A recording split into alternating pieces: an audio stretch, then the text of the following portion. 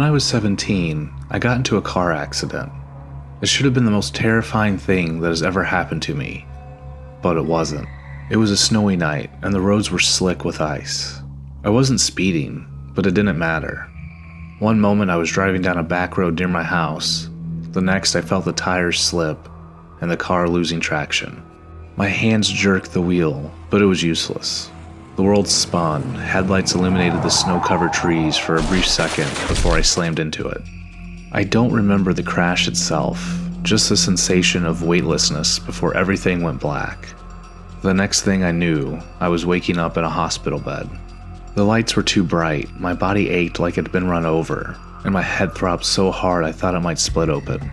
My parents were there, pale and shaken, but relieved to see me awake. The doctor explained my injuries, broken arm, cracked ribs, and a severe concussion. They wanted to keep me under observation for a few days to make sure I didn't have any internal bleeding. I could barely keep my eyes open as he talked, exhaustion tugging at me. The worst part was that I wasn't allowed to use my phone or watch TV. The doctor said too much stimulation could make my concussion worse. I could barely move because of the IV pumping painkillers and fluids into my arm, and I wasn't allowed to get up on my own. I hated hospitals. The sterile smell, the beeping machines, the two white walls, the only escape I had was sleep. So I let myself drift off. And that first night, I woke up to silence. The dim light close to the doorway was still on, casting long shadows across the room. I didn't know what had woken me up at first, but as I lay there, I heard it. Soft, muffled noises coming from the hallway outside my door. The shuffle of footsteps, the quiet murmur of voices. It wasn't strange.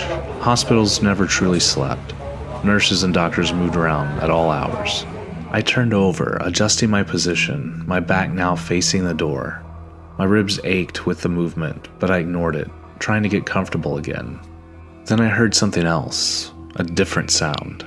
This time, it wasn't coming from the hallway. It was coming from inside my room. It was faint, barely audible, like something gliding across the floor. Not footsteps, not the rustling of fabric, something else. I held my breath, listening. Silence. Maybe I had imagined it. The painkillers, the concussion. It was easy to mistake things in the haze of half-sleep. I exhaled, closed my eyes, and tried to convince myself that there was nothing there. Then the light flickered. For a brief second, the room dimmed before the bulb gave out completely. Darkness swallowed me. My heart pounded as I reached blindly for the call button. My fingers fumbled against the sheets, searching for it. Something moved, quick and close. The sound came from the foot of my bed. I wasn't alone. I forced myself to turn over, to look. The room was too dark to see anything beyond vague shapes, but I felt it. A presence. A weight in the air. Then, two red eyes, glowing, unblinking, stared directly at me from the end of my bed. I screamed. The light snapped back on, and within seconds, two nurses rushed into the room. They asked me what was wrong, but I couldn't speak. My throat was dry, my body frozen. I stared at the empty space where the eyes had been. Had I imagined it? A nightmare? That's what I told them. What I told myself. A bad dream. A trick of the concussion. The nurses checked my vitals, replaced the IV bag, and told me to get some rest. I nodded, but I didn't sleep again that night. The next morning, my parents came to visit, bringing breakfast. I didn't tell them what happened. It sounded ridiculous, even in my own head. The doctor checked on me later that afternoon. He was happy with my progress, but wanted to keep me one more night, just to be safe. I pleaded with him to let me go home, but he wouldn't budge. I didn't realize how much I wanted to leave until that moment. How deeply, in the pit of my stomach, I dreaded spending another night in that room. I convinced myself I was just overreacting. The night came. My parents left, promising to pick me up first thing in the morning. I asked if one of them could stay, but they reassured me that I would be just fine. As soon as they were gone, the fear set in. I tried to stay awake, no matter how stupid it seemed. I didn't want to see those eyes again. But exhaustion is relentless, and my body gave in. I don't know how long I was asleep before I woke up again. At first, everything was normal. The dim light was still on. The room was empty. I exhaled, sitting up slightly, trying to shake the uneasy feeling crawling up my spine. Then I heard a click. The room went dark. Panic set in immediately. I held my breath, listening, but the silence was thick and suffocating. Another click. The light came back on. I scanned the room. Nothing was there. Then click. Darkness. I heard it again. That noise. That thing moving across the floor. Then another click. Once again, the light came back on. Everything was normal. I exhaled and reached for the call button. As my fingers brushed over it, I saw them. Claws. Long, black, curling over the foot of my bed. I froze. My mind screamed at me to move, but I couldn't. Then, I heard the worst sound I could have imagined in that moment. Click. Darkness once again filled the room. The presence loomed closer. I could feel it. The air was thick, charged with something unnatural. I wanted to scream, but I couldn't. It's like I was frozen. Then, another click. The light came back on. I scanned the room. Nothing. No claws. Nothing. I exhaled a sigh of relief. I was just seeing things. Maybe this concussion was worse than I thought. But then I heard something. Something directly from above me. I slowly looked up, and what I saw still gives me nightmares to this day. It had the shape of a man, but it wasn't. Its limbs were too long, its body stretched and unnatural. Its skin was completely black, absorbing the dim light like a void.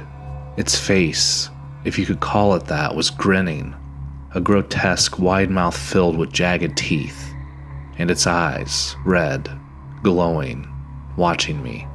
Then I heard the dreadful click again as I was plunged into darkness. I screamed, I thrashed, kicking at my sheets, waiting for it to pounce. The lights flashed back on, and nurses burst into the room. I was still screaming. It took them over an hour to calm me down, and one of them even stayed with me for the rest of the night, sitting in a chair beside my bed.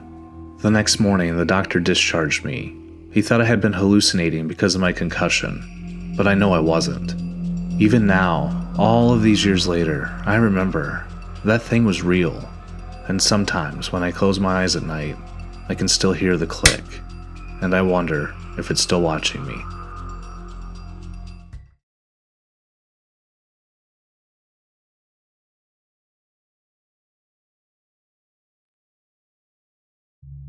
Hunting had always been a ritual for me and my best friend Tim. We had our routine down to perfection. Every season, we'd load up my truck, stop at the same gas station for snacks and drinks, and head to our favorite hunting spot, just a short drive from my house. We knew those woods like the back of our hands, each trail, each clearing, every perfect vantage point. That morning was no different. I picked up Tim, we grabbed our usual supplies, and before long, we were parked at the familiar dirt lot on the outskirts of the forest. The air was cool, the sun barely peeking over the horizon. Everything felt just as it should. After unloading our gear, we made our way into the woods. Our tree stands had been up for years, positioned about a quarter-mile apart. We never hunted in the same stand, but we kept in touch using walkie-talkies. It was something we had always done, a way to stay connected even in the silence of the woods. When we reached Tim's stand, I watched as he climbed up, got settled, and then gave me a thumbs up.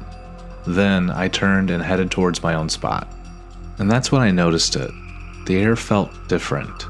It wasn't anything obvious, nothing I could put my finger on, but there was something off about the forest that morning. I pushed the feeling aside, chalking it up to a weird mood. Maybe I was just imagining things. I reached my stand, climbed up, and settled in. Pulling my walkie from my belt, I checked in with Tim. He hadn't seen anything yet, just the usual stillness of the early morning woods. Then we waited. An hour passed, and something felt wrong. It just wasn't a gut feeling anymore. Something was missing. The forest was silent. Not a single bird, not a rustling squirrel, nothing. The woods were always alive with movement, but today it was as if every living thing had vanished. My walkie crackled. Tim's voice came through, hushed but tense. He said he saw something. I asked if it was a deer. He hesitated before answering. He wasn't sure. Whatever it was big.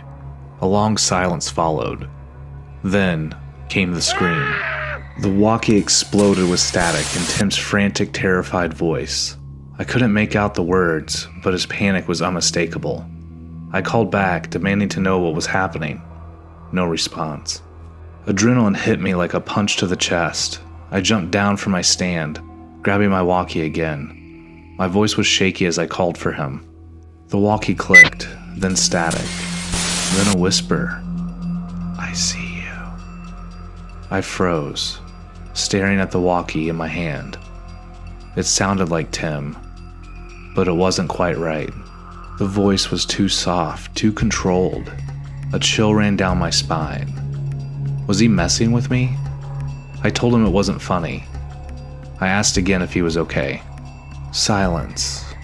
Then the static crackled again. A strange, distorted laugh came through. My stomach twisted into knots. That definitely wasn't Tim. My grip on the walkie tightened as I turned and sprinted towards his tree stand.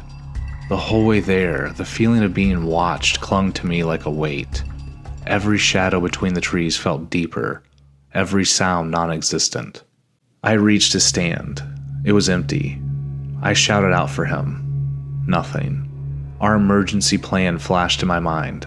If we ever got separated, we'd meet at the truck.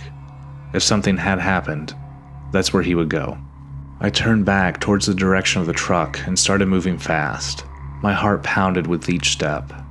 Then the walkie clicked again. The whisper returned. Don't go. Come back. I stopped cold, looking over my shoulder towards the empty stand. Maybe Tim was playing a trick. Maybe he was hiding nearby. I almost turned back. Almost. But something deep inside me, something primal, screamed at me to run. I bolted. Branches snapped underfoot as I sprinted through the woods, my breath ragged, my mind racing. The feeling of eyes on me grew stronger with each passing second. By the time I reached the truck, I saw Tim pacing beside it. He looked pale, his hands trembling. As soon as he saw me, he ran up to me, barely holding back tears. He told me what happened. He had seen something moving in the trees. At first, he thought it was a deer. But then he saw the eyes.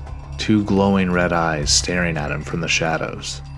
Then, out of nowhere, something hit the tree he was in, shaking it violently.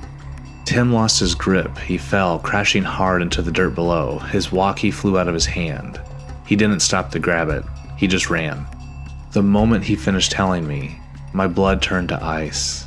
If Tim hadn't been using the walkie, then who, or what, had been speaking to me? Without another word, we jumped in the truck and sped away, leaving the forest behind. Neither of us ever went back.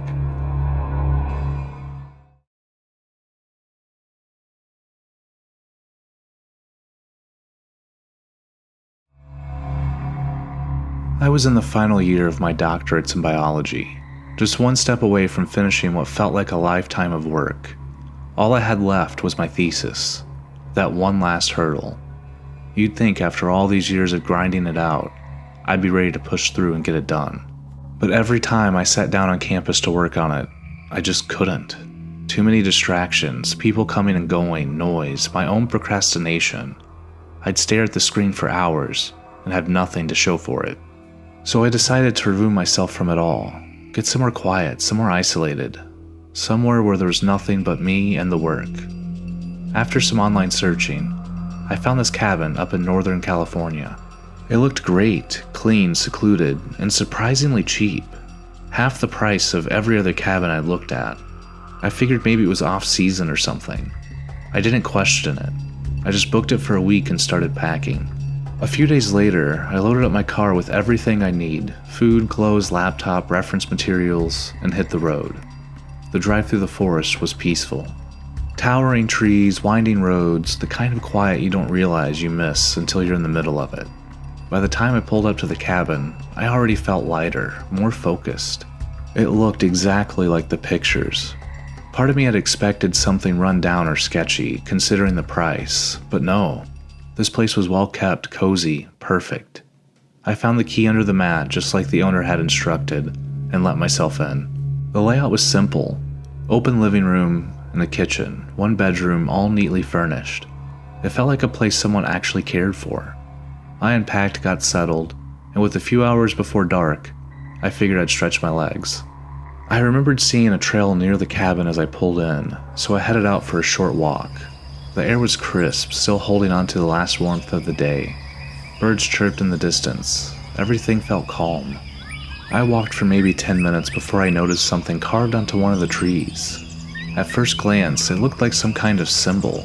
Sharp, angular, almost tribal. I couldn't place it. It wasn't anything I'd ever seen in my studies. The edges were weathered, as if it had been there for decades. But something about it didn't sit right with me. The longer I stared at it, the more this unease started to spread through me.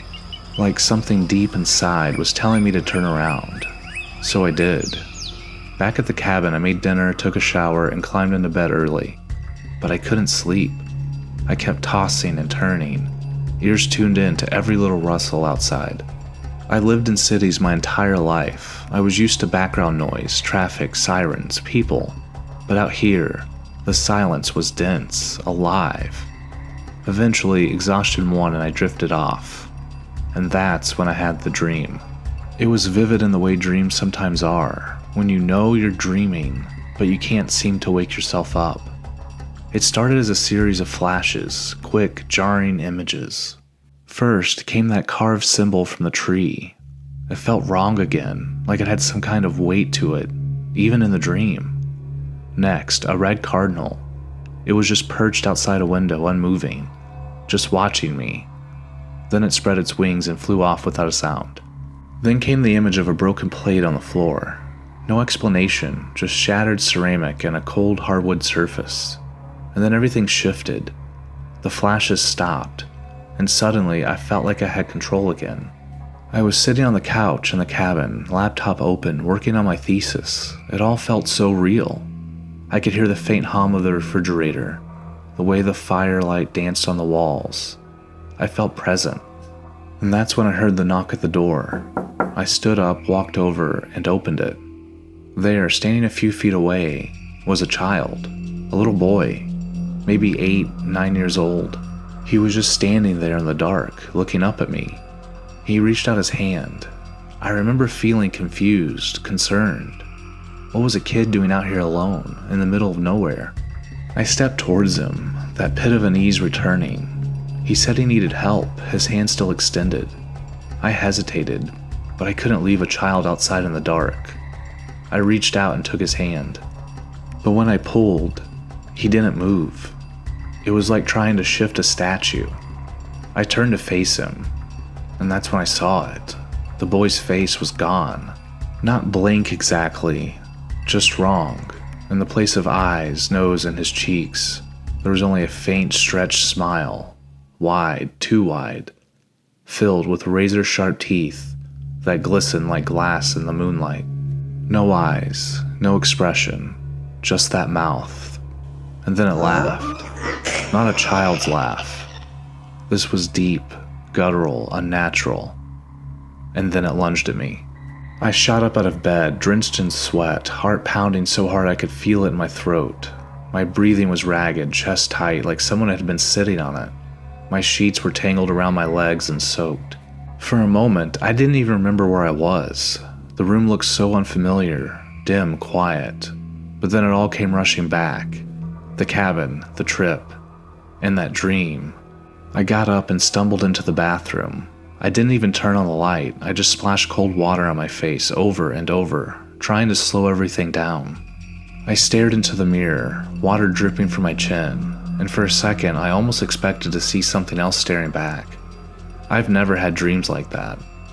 I almost never dreamed at all, really. But this one, it stuck to me. I could still see it playing out behind my eyes. That thing, that mouth, those teeth. Eventually, I went back to bed and laid down. I told myself it wasn't real.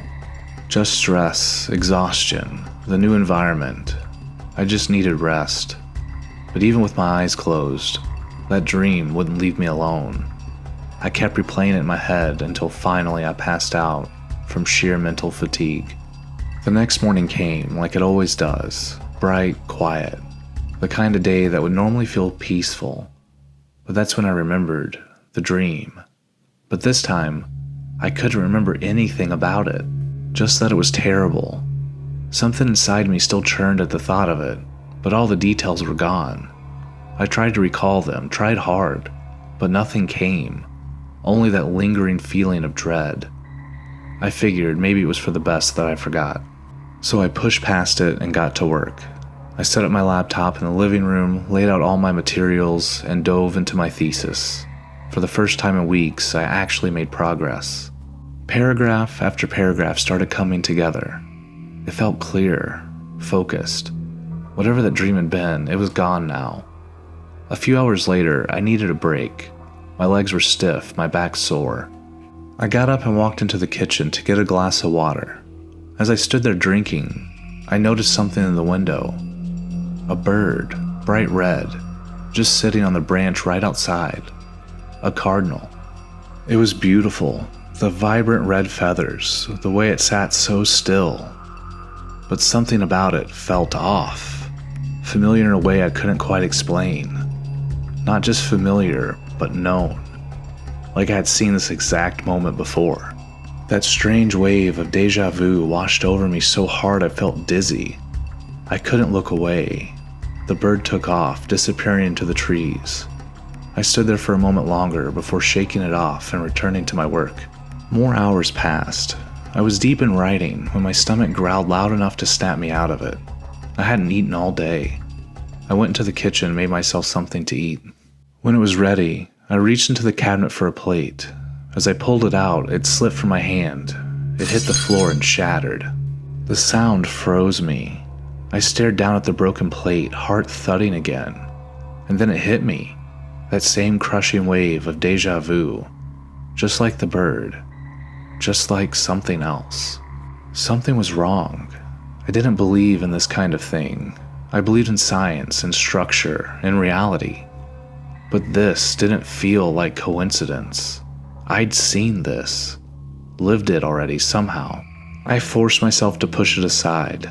Picked up the shards, threw them away, ate my food without really tasting it. And then I sat back down in the living room to finish the day strong. And that's when I heard the knock. It was soft at first, just one knock. I glanced at the clock, 10:12 p.m. Who in the world would be knocking out here this late? I froze listening. Then another knock, louder this time. I stood and walked slowly towards the front window, the hairs on my arms standing up. I pulled the curtain aside and looked out. My heart dropped. It was a boy, a child, maybe 8 or 9 years old, just standing beyond the porch. I rushed to the door and flung it open. The boy didn't move. He just stood there staring at me. Then he raised his hand and said he needed help. And then, there it was, that feeling. The strongest wave of deja vu I'd ever experienced. My knees nearly buckled from it. My brain screamed, "This has already happened." Then it hit me. All of it. The dream, the bird, the plate, the monster. This wasn't just deja vu. It hadn't been a dream at all. It was a warning. I stared at the boy, whose hand still hung in the air. I could barely breathe. My mind was racing, telling me to back away. I took a step back and said I knew what he was. I wasn't helping him. His hand slowly dropped to his side. We just looked at each other for a moment. Then he lunged. I slammed the door shut, locked it, and backed away so fast I nearly tripped over the coffee table. I kept my eyes on the door. My breath came in sharp bursts. And then I heard it. Footsteps, circling the cabin, fast. Scratching sounds against the wood. Then came the voice. "Help me," it said. It was the boy's voice, but it wasn't his. Something was wrong with it, stretched, echoed. And then it called out again, "Help me," but deeper now. Something dark had crawled into that voice. Something that didn't belong in this world. I backed into a corner trembling, pressing myself into the wall like it could swallow me whole. It called again, "Help me," and again, and again, and then nothing. Silence. I stayed in that corner for the rest of the night, barely blinking, barely breathing. I waited for the sun like it was the only thing keeping me alive. When morning finally came and the light poured in through the windows, I forced myself to move. My legs were stiff, my head was pounding, but I had to see. I crept to the window and looked outside. Nothing. No boy, no footprints, no sign of anything had happened. I didn't care.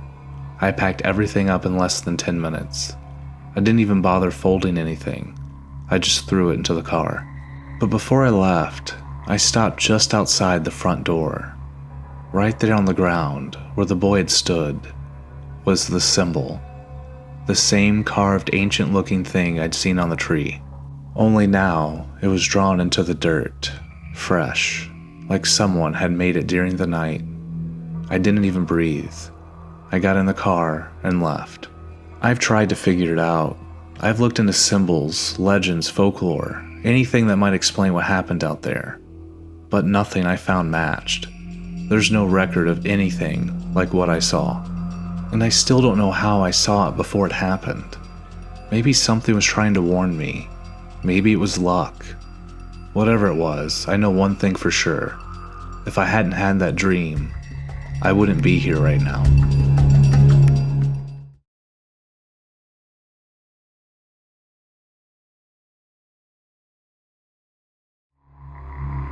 I was 8 years old when it happened, when I learned that fear wasn't just something you imagined, but something that could reach out and grab you, hold you in its cold grip, and never let go. We moved a lot when I was young. It was always just me, my mom, and my little brother, Ross. I never knew my dad, and our lives were always a little chaotic, but Mom made the best of it.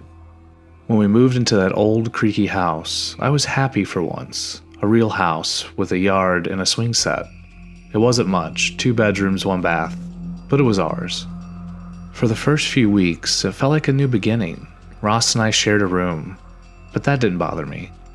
Mom had even managed to get bunk beds, and I claimed the top bunk immediately. For a while, things felt normal. And then Ross met Zoe. It started one afternoon when I was walking into our room and found Ross sitting on the floor, chatting away. He was 4, so I figured he was just playing pretend. I asked him who he was talking to. He responded Zoe without even looking up. I rolled my eyes and let it go. Kids had imaginary friends all the time, right? But a few nights later, I woke up to a soft whispering sound. Groggy, I leaned over the edge of the top bunk and looked down. Ross was sitting cross-legged on the floor, whispering to someone or something I couldn't see. I asked him what he was doing. He looked up at me, a serious and matter-of-fact expression on his face. He said he was talking to Zoe. I glanced around the room, my skin prickling. I told him to stop being stupid and go to bed, that there was no one here. Ross was quiet for a moment, and then he said, "She's mad at you." There was no emotion in his words. Before I could respond, I felt a hard kick against my mattress. Startled, I sat up, ready to yell at Ross, but he hadn't moved. He was still sitting on the floor, staring up at me. I told Ross to stop playing around, my voice stammering. I told myself it was Ross, but deep down, I had my doubts. I was staring at Ross the whole time, and he never moved.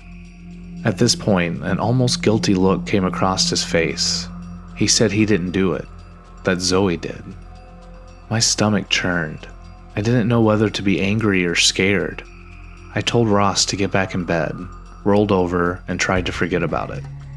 But things kept getting worse.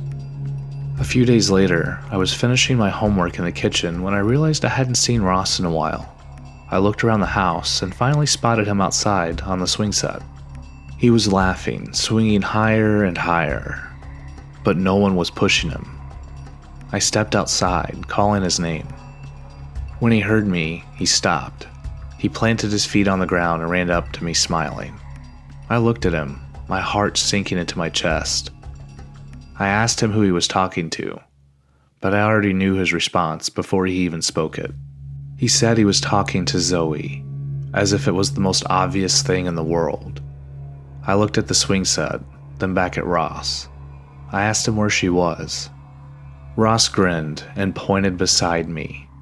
He said she was standing right next to me. I froze. My heart hammered in my chest as I turned to look. Of course, no one was there. I told him I didn't see anyone but us. My voice was barely more than a whisper. He looked at me confused, then yelled at me that she was standing right next to me. I ran back inside and found Mom, spilling everything in a frantic rush. She tried to calm me down, but I could tell she really didn't believe me.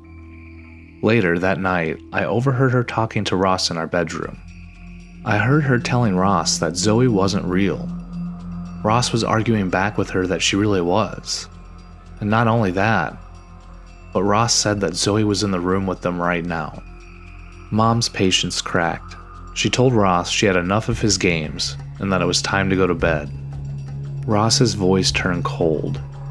What he said next to our mom still gives me shivers thinking about it to this day. He said, "Zoe doesn't like you saying that. She says she'll hurt you if you don't stop." Mom stormed out of the room, brushing past me in the hallway.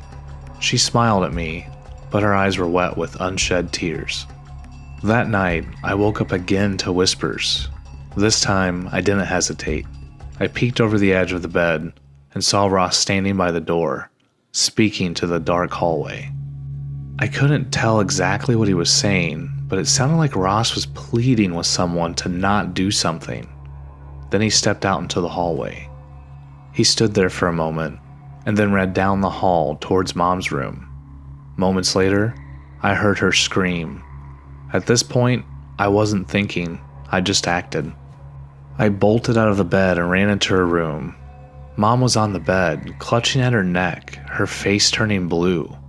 It was as if some invisible hands were choking her. Ross was crying. He kept repeating, "Zoe, please stop," over and over again. I jumped onto the bed and pulled Mom off, sending us both crashing to the floor. She gasps, air flooding back into her lungs. Her terrified eyes met mine as she scrambled to her feet, grabbed Ross and me, and dragged us out of the house. We piled into the car as she started the engine. I looked back at the front door. Standing there was a girl. She looked my age, except she was almost transparent, except for her face. Her face was twisted, monstrous, a nightmare I can't even describe, but will never forget. Mom floored it, and we never went back. We moved again, this time to stay with my grandparents for a while.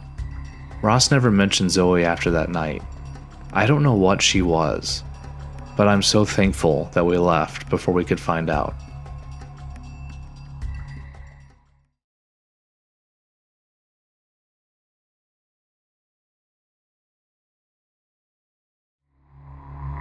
I've always loved the woods.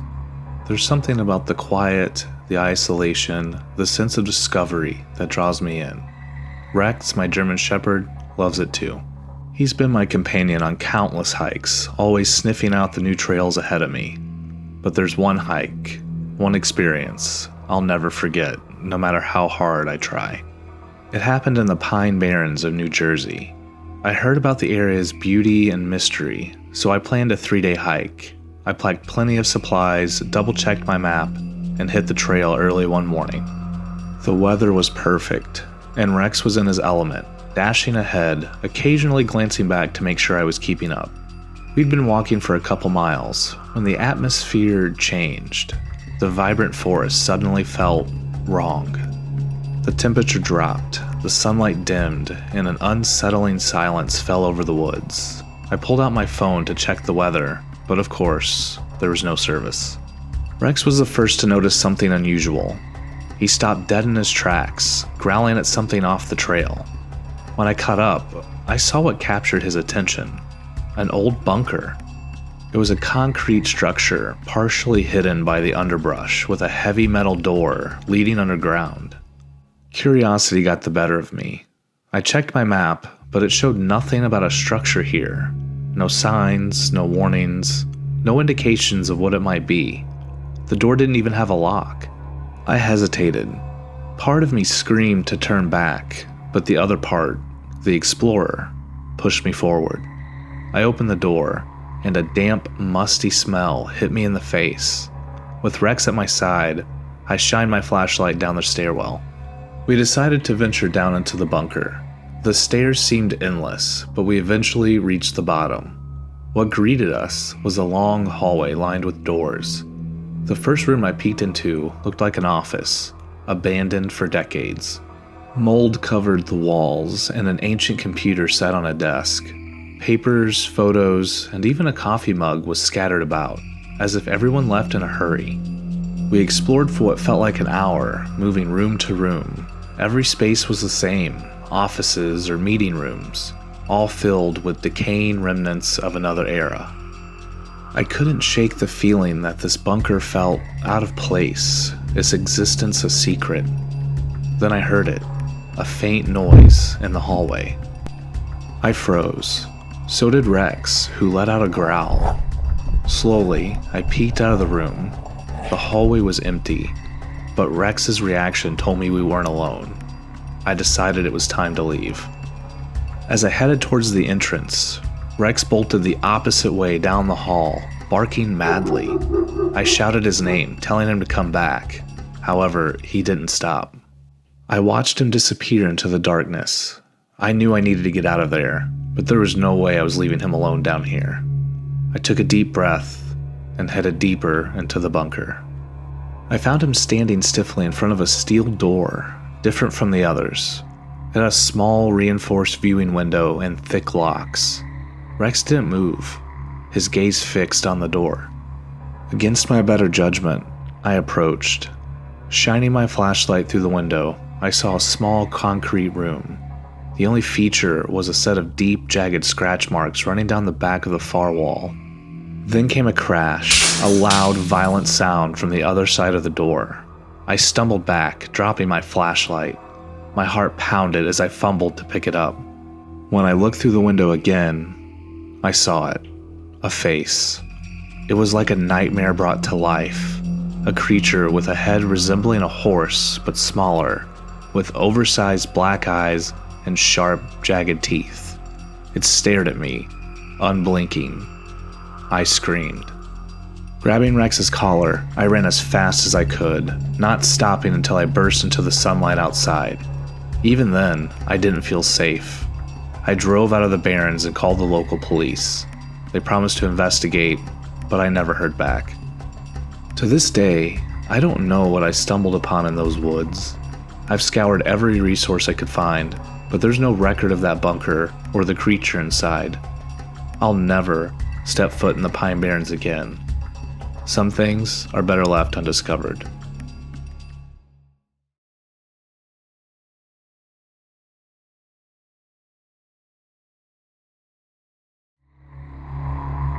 The gym I found was perfect, cheap, open 24/7, and most importantly, it had a large, mirrored basement where I could practice ballet. It was in a sketchy part of town, sure, but I didn't care.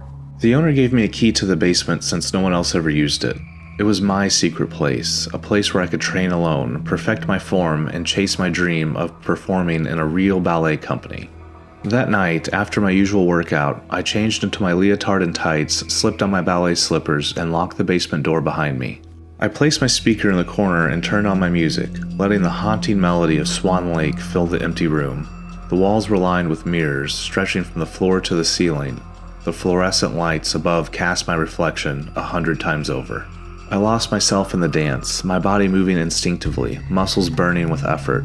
I watched myself in the mirror, checking every line, every extension, until something made me break concentration. As I twirled into a pirouette, I saw it. My reflection wasn't moving. For a fraction of a second, it just stood there, staring at me. I stumbled to a stop, my chest rising and falling in sharp, uneven breaths. My reflection was normal now, mirroring my every move. Had I imagined it? Maybe I was just exhausted. With a nervous laugh, I shook my head, packed up my things, and left. Before shutting the door, I glanced at the mirror one last time. Everything looked fine. Still, I couldn't shake the unease crawling up my spine. The next night, I returned to the gym, determined to push past my paranoia. After my workout, I unlocked the basement door, changed, and started my routine. The music swelled, my body moved, and I let go of my fears. until I glanced at the mirror again. This time, my reflection was completely gone. My stomach twisted as I scanned the mirror, searching for my own face. Nothing. My heartbeat thundered in my ears. I looked down at my feet just for a second, grounding myself, trying to breathe. And then, when I looked back up, my reflection was there again. I rushed forward, pressing my hands against the glass. My reflection followed, moving perfectly in sync. Was I losing my mind? I needed to leave. I needed to get out of that room. But as I turned to grab my bag, I saw it. My reflection's face had changed. It wasn't me anymore. Her eyes were darker, sunken. Her lips twisted into a sinister smirk. She wasn't mimicking me. She was watching me. The lights flickered. Then everything went black. I started to panic. I couldn't see. The room was silent except for the blood rushing to my ears.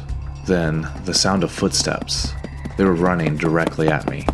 I barely had time to react before something slammed into my chest, sending me flying backwards. I crashed into the mirror, glass shattering around me as I hit the floor hard. Pain shot through my arms and legs, shards of glass cut into my skin. I cried out in pain. Then as suddenly as it all happened, the lights flickered back on. I scrambled to my feet, my limbs shaking, scanning the room. Empty. But the mirror. A massive section had shattered, jagged edges still clinging to the frame. My reflection was still there, but something was wrong. I wasn't moving. The other me was still standing in the mirror, staring at me with those hollow, twisted eyes. I ran. I didn't even change into my ballet clothes. I grabbed my bag and sprinted out of the gym, my heart hammering so violently I thought it might burst from my chest. I didn't stop running until I was home, locking every door behind me. After a long shower, I wrapped my cuts and collapsed onto my bed, trying to breathe. I told myself it had been stress, exhaustion, my imagination running wild. But then I saw it. Something glinted in my gym bag. My fingers trembled as I reached inside, pulling it out. A large shard of glass from the broken mirror. And in its reflection, I saw her. Not me, her. A cruel smile stretched across her lips. Her eyes burned into mine with pure malice hunger. I screamed, dropping the glass. As I stumbled backwards, my gaze shot to my vanity mirror across the room. She was standing there, not trapped in the glass anymore. She was in my room. I grabbed the heaviest thing within reach, an old ballet trophy, and hurled it at the mirror with all my strength. It shattered into 1,000 pieces, and she was gone. I left my apartment that night, moved out the next day. I haven't looked into a mirror since. But sometimes, in the corners of reflective windows, in the darkened glass of my phone screen, I feel her watching, waiting, and I know one day, she'll find her way back.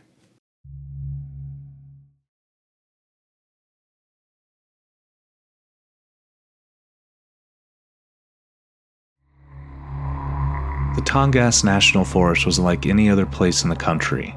Sprawling across millions of acres, it was a labyrinth of towering trees, mist-choked valleys, and an unrelenting wilderness that could swallow a man whole. As a DNR officer, it was my job to protect both the forest and the people who ventured into it. That meant everything from enforcing hunting regulations to tracking lost hikers. Most of the time, missing persons reports were simple. Someone got turned around, lost their bearings, or decided to extend their trip without telling anyone. Most of the time. The call came early in the morning. My boss told me a woman named Sarah Watkins was looking for her husband, Bill. He had been on a solo hunting trip deep in the forest and was supposed to catch a flight home 2 days ago. At first, Sarah just assumed he missed it. Bill wasn't great with his phone, and he loved his time alone in the woods. But 2 days with no word, that wasn't like him, especially not when he had 2 young kids at home.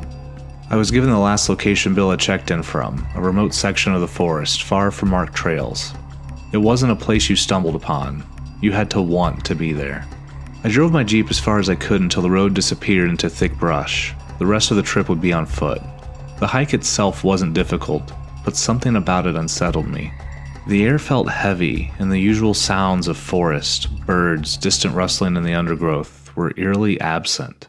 After about an hour, I found Bill's campsite. It was still intact. That alone was strange.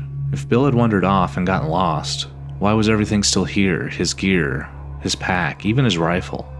No experienced hunter would leave his gun behind unless he planned to return soon. The fire pit had been recently used, maybe the night before, but there were no signs of distress, no tracks leading away from the camp. I called out for Bill. Nothing. The tent was zipped shut, so I knelt down and unzipped it. Inside, everything was neatly in place, no sign of a struggle. That's when I noticed a small book on the camping table, a journal. I normally wouldn't invade someone's privacy, but in a search and rescue situation, anything could be a clue. I picked up the journal and started reading. Day 1, Bill wrote about setting up camp and taking in the beauty of the forest. He missed his wife and kids, but was excited for some solitude. Day 2, Bill scouted the area, checked his supplies, and then something strange. He wrote about seeing a creature. He wasn't sure what it was, but it stood on 2 legs, was impossibly large, and had pitch black skin. It had been too far away for him to make out any details, but he had the unsettling feeling that it was watching him. Day 3, Bill barely slept. He heard something moving around his campsite, but every time he checked, nothing was there. He started to think the thing he had seen in the woods was coming closer. He debated leaving, but decided to stay one more night. Day 4, Bill wrote something that made my stomach turn. He saw himself, an exact duplicate of himself moving around the campsite. It mimicked his posture, his habits, everything. He knew it wasn't possible, but it was still there, watching him. He wrote that he was packing up immediately. Day 5. The final entry was short. It simply said, "It isn't me. Don't believe a word it says. Ask it where my wife and I first met. If it doesn't say Green Tree Park, then it's not me." I set the journal down, my pulse quickening. Bill must have been hallucinating. Isolation can do that to people, but something about the way it was written felt lucid, rational. I stepped out of the tent, my mind racing with questions. Then I froze. A man stood at the edge of the clearing. I hadn't heard him approach. He was just there, standing completely still, staring at me. I took a cautious step forward, asking who he was. He said his name was Bill. Relief should have flooded me, but it didn't. His voice was flat, devoid of emotion. His face, while identical to the photo I'd seen of Bill, was expressionless, his eyes too still. Something about him felt wrong. I told him his wife was worried and had sent me to check on him. He said he knew. He didn't move. I told him his kids missed him and that he should at least call to let them know he was okay. He said he would, but he still didn't move. The silence stretched between us, thick and unnatural. He just stood there, staring. I nodded, unsure of what else to say. If Bill was fine, I couldn't force him to leave.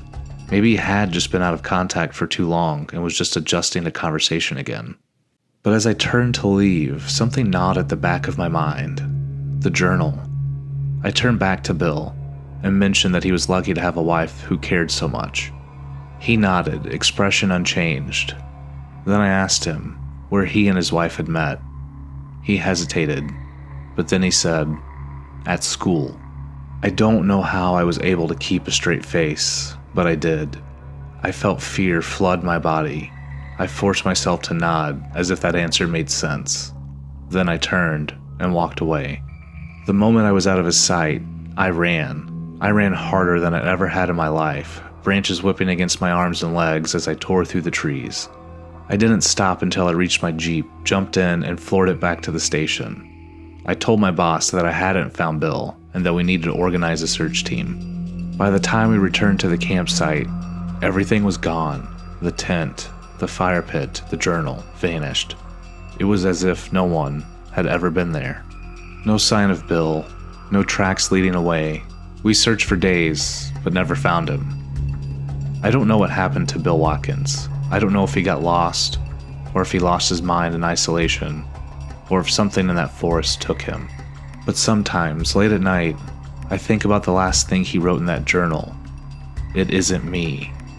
And I wonder if, somewhere out in those endless woods, something is still walking around, wearing Bill Watkins' face.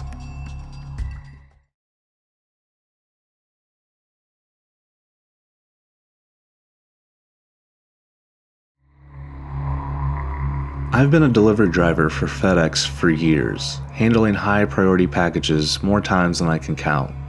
I've seen some strange things, but nothing could prepare me for what happened that day.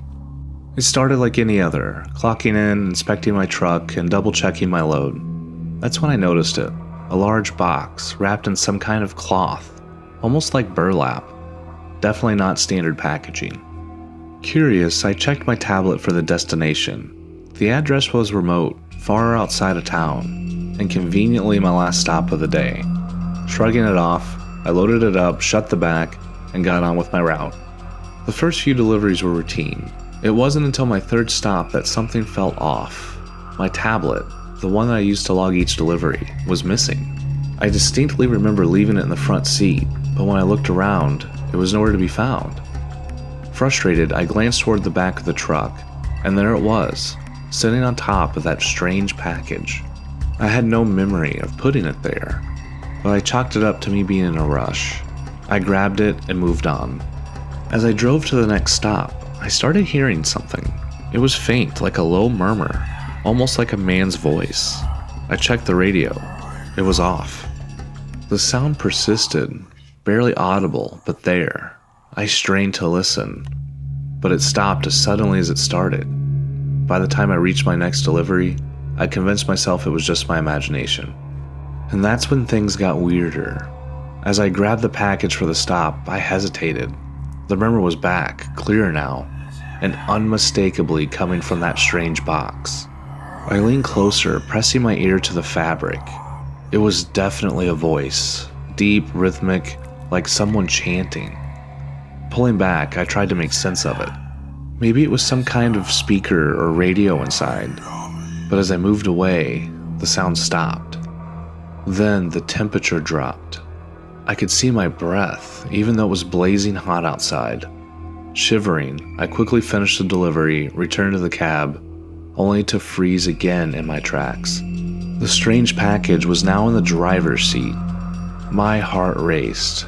I hadn't touched it, so how had it moved? I shoved it back into the cargo area and slammed the door, determined to finish the day. With only 2 stops left, I pushed on. At a red light, I noticed a man on the sidewalk. He stood out, grayish skin, ragged clothes, and a vacant, unsettling stare fixed directly on me. The light turned green and I sped off, but when I checked my rearview mirror, he was still watching me.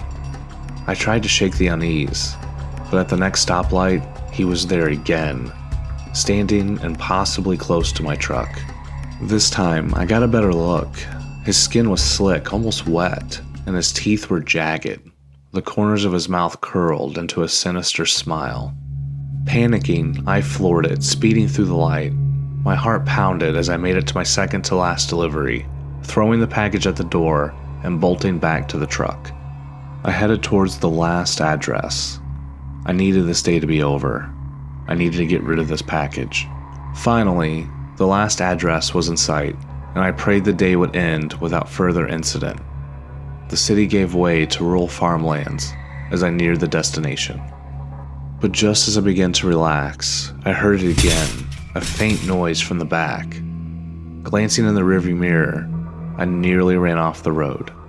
The man from before was in the truck, crouched behind the strange package, staring at me with that horrible grin. Screaming, I slammed on the brakes, threw open the door, and jumped out.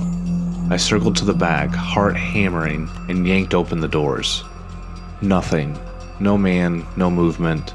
Just the package, sitting exactly where I'd left it. Shaking, I climbed back into the cab and checked the GPS. The destination was less than a minute away. When I pulled up, I was stunned to find a monastery.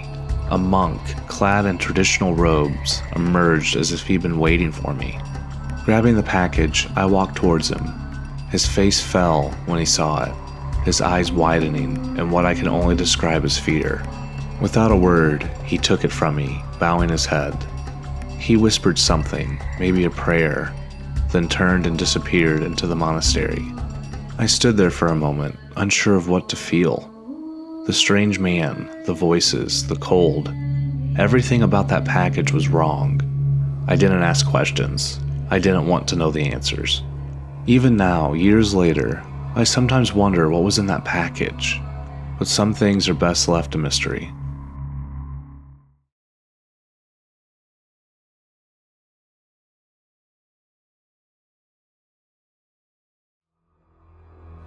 When I was in high school, I convinced my parents to let me have a few friends over for Halloween. Claire, Lisa, and Izzy and I had the whole basement to ourselves, fully finished with a mini kitchen and even a half bath.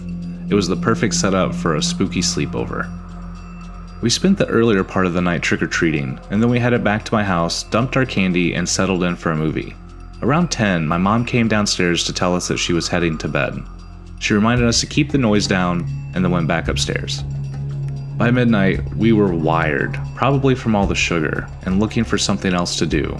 That's when Claire brought up Bloody Mary. Apparently, someone at school had done it and claimed they actually saw her. I'd never heard of the game, so Claire explained it to me. She said you have to go to the bathroom, turn off the lights, and stare into the mirror. You then have to say Bloody Mary 3 times, and then you can see her in the mirror. I laughed, saying there was no way that was real. Claire shrugged her shoulders. Izzy then shouted that we should all try it. Claire said if we do, we need to take turns and go in alone. The bathroom was the perfect place for this game. A single mirror hanging over the sink, and it was just big enough to make you feel uncomfortable if you stared at it for too long. I wasn't scared though, it was just a stupid game. Izzy went first. She lit a candle, walked into the bathroom, and closed the door. The 3 of us pressed our ears against it, listening to her whisper, Bloody Mary, Bloody Mary, Bloody Mary. A few seconds of silence followed before the door creaked open and Izzy came out. She laughed and pretended to be a ghost. We laughed, shaking our heads. Next was Lisa's turn. Same routine. 3 whispers of Bloody Mary, a brief silence, and then she came out, rolling her eyes, talking about how stupid this was.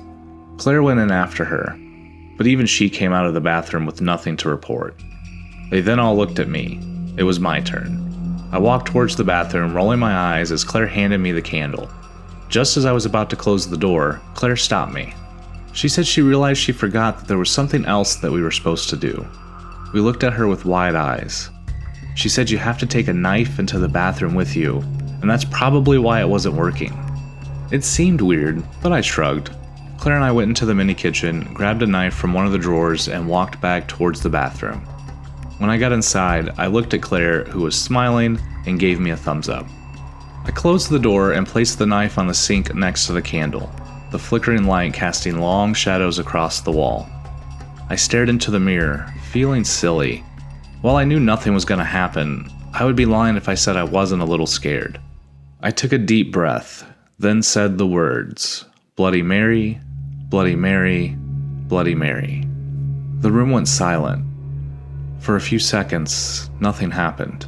Just the candle's soft glow and my own reflection staring back at me. Then I saw it. Movement in the corner of the mirror. I squinted. Was that a face? My heart skipped a beat as I stepped back. I turned around quickly, but before I could register what was happening, Izzy popped out from behind the door, laughing. I screamed and the others burst into the bathroom, howling with laughter. They'd tricked me.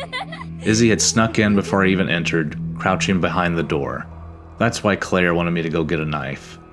I shouted at them, telling them that it wasn't funny. I could feel my face flush with embarrassment. They were still laughing when suddenly, they all stopped. The room went dead quiet. I asked them what was wrong, but none of them answered. They just stood there looking at me with pure horror on their faces. Then, Claire slowly lifted her hand, pointing just behind me. Izzy then screamed and ran out of the bathroom. Her scream must have broken Claire and Lisa out of their trance as they followed suit. My heart was pounding, but I didn't understand. What was their deal? I looked around the room. Everything seemed normal, until I turned back to the mirror. At first, I saw only my reflection, but then I noticed something was off. The person staring back at me wasn't me. She looked exactly like me, but her face was twisted into a wide, unnatural smile. My own lips were frozen, trembling. I wasn't smiling. I screamed and bolted out of the bathroom, sprinting up the stairs just as my parents were coming down, confused by all the noise. I yelled that someone was in the bathroom. My dad rushed down, but when he checked, there was no one there. Everything was back to normal. No weird reflection, no eerie presence, just a regular bathroom. My friends refused to come back over after that night, and I never talked about it again. But to this day, I still don't know what I saw in that mirror. Was it Bloody Mary? Or something much worse?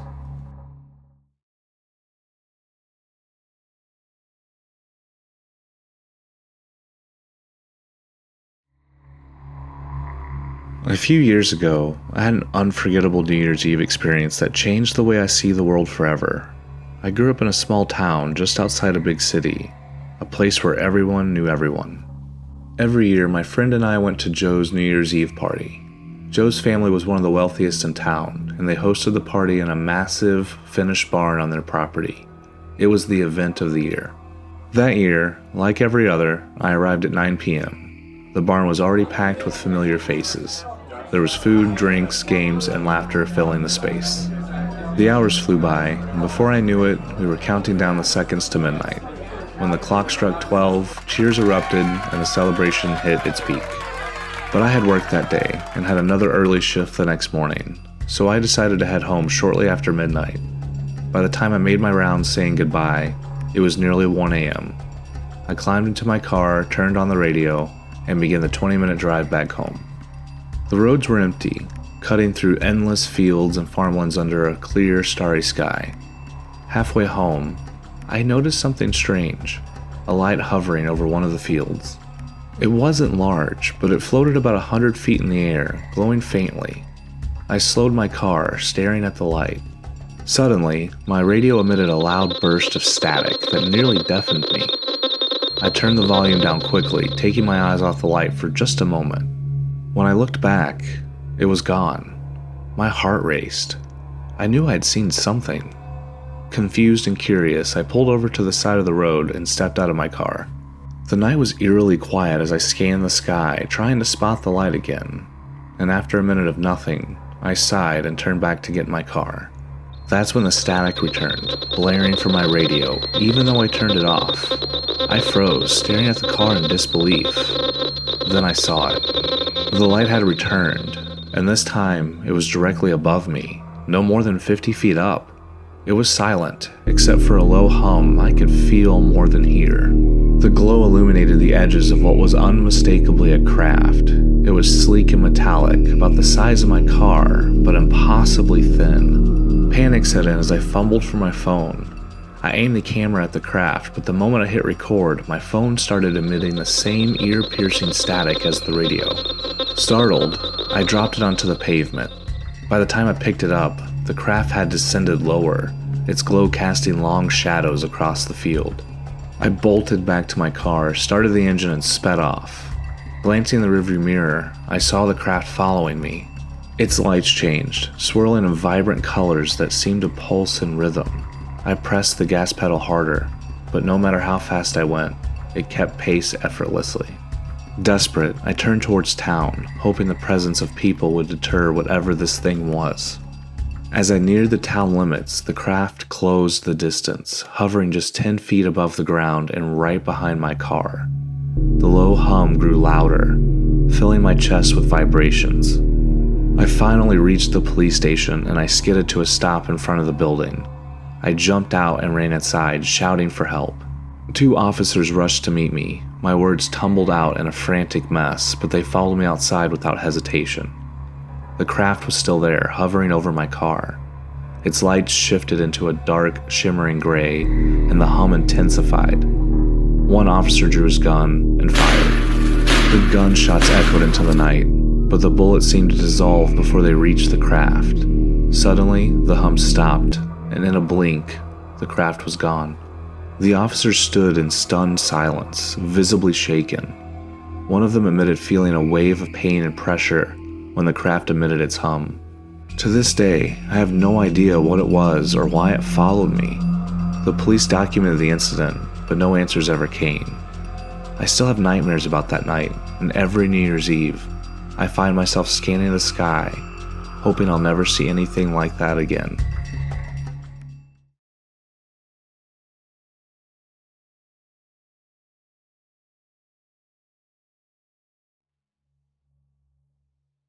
When I was 6, I learned what fear truly meant.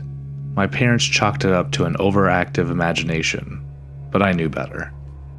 That night has haunted me ever since, and every flicker of shadow or creak on the floorboards reminds me of what I saw. Let me tell you the story, and you decide if my fears are unfounded. It started like any other evening. My mom gave me a bath at 6:45, just like she always did, helped me into my pajamas, and tucked me into bed. Dad came in shortly after with a storybook in hand. I didn't want to sleep. What 6-year-old does? But when Dad read, his voice had a way of pulling me into the dreams before I even realized it. And that night was no different. I drifted off while Dad's voice told tales of knights and castles. When I opened my eyes again, though, everything had changed. The room was darker than it ever should have been. My door was shut, and the uncomfortable glow of the hallway light was missing. Only my small nightlight remained, casting weak, flickering shadows around the room. I sat up, uneasy. The silence felt heavy, oppressive. Then I noticed it. My closet door. It was open. I never left my closet door open, ever. And my parents wouldn't have either. The pit of my stomach churned as I stared at the dark gap. A faint rustling noise broke the silence, coming from inside. I called out for my dad. No answer. Then I called out for my mom. Nothing but silence. I sat there for a moment, trying to decide if I should be scared or not. Then there was a thud. It wasn't loud, but in the stillness of the room, it might as well have been a gunshot. I jumped, my heart hammering in my chest. The clothes hanging in the closet swayed, as if someone had brushed past them. I yelled out for my dad, much louder than previously. Deep down, I knew it wasn't my dad in the closet, but that didn't mean I didn't want him in the room with me right now. Finally, the door creaked open and my dad appeared, looking groggy. He flipped the light on, flooding the room with warmth. He asked me what was wrong. I told him there was something in my closet. My words barely came out as I pointed towards the closet door. Dad sighed, a smile tugging at the corner of his mouth. He walked over to the closet, opened it wide, and rummaged through the clothes. He turned to me and said there was nothing in there, and that I had just had a bad dream. Was I actually just dreaming? Or maybe my imagination was just running wild? Relief started to seep in as he stepped back, closing the closet door firmly. He tucked me in again, leaving the door ajar and the hallway light on this time. He told me again everything was okay and just to go back to sleep. He told me he loved me. I remembered I loved him too, even though unease still coiled at my stomach. I lay there, trying to convince myself it was all in my head. But then I heard it, the soft creak of hinges. I turned to look, and I could hear my heart beating in my chest. The closet door was open again. I froze, staring at the darkness beyond the doorway. My breath came shallow and quick. Then, out of the corner of my eye, I saw the bedroom door. It was slowly swinging shut, the hallway light fading with it. I bolted upright, ready to run into my parents' room. I hopped off my bed, my bare feet hitting the cold wood floor. However, before I could make a run for it, something cold wrapped around my ankle. I looked down at my feet. A long, blackened hand, slimy and skeletal, was gripping my leg. My gaze followed the arm back to its source, a grotesque face peeking out from under the bed. Its eyes glowed a sickly orange, and its mouth twisted into a jagged grin. I screamed, thrashing, but the grip only tightened. The creature yanked hard, pulling me to the floor. I clawed at the bed frame, my nails scraping the wood as I was dragged beneath. The creature's other hand shot out, grabbing my shoulder. With one final, powerful tug, it pulled me under. Darkness consumed me, the air growing thick and heavy. I couldn't scream anymore. I couldn't even breathe. Then, suddenly, light flooded my vision. The weight on my body vanished as the bed was lifted away. My parents were there, their faces pale and panicked. My mom scooped me up, the tears streaming down her face matching mine. I choked out, a monster pulled me under the bed. My mom tried to comfort me, telling me it was just a bad dream. I saw my dad looking around the room, trying to find anything, but there was nothing to be found. He said there was nothing in here, and that I was alone. But I wasn't. I know I wasn't. From that night on, I was never the same. The dark terrified me. I refused to sleep alone for years, and when I finally did, I left every light in the house on. No one believed me, not even my parents, but I know what I saw. I know what grabbed me, and sometimes, late at night, I still feel the ghostly grip of cold, slimy fingers around my ankle.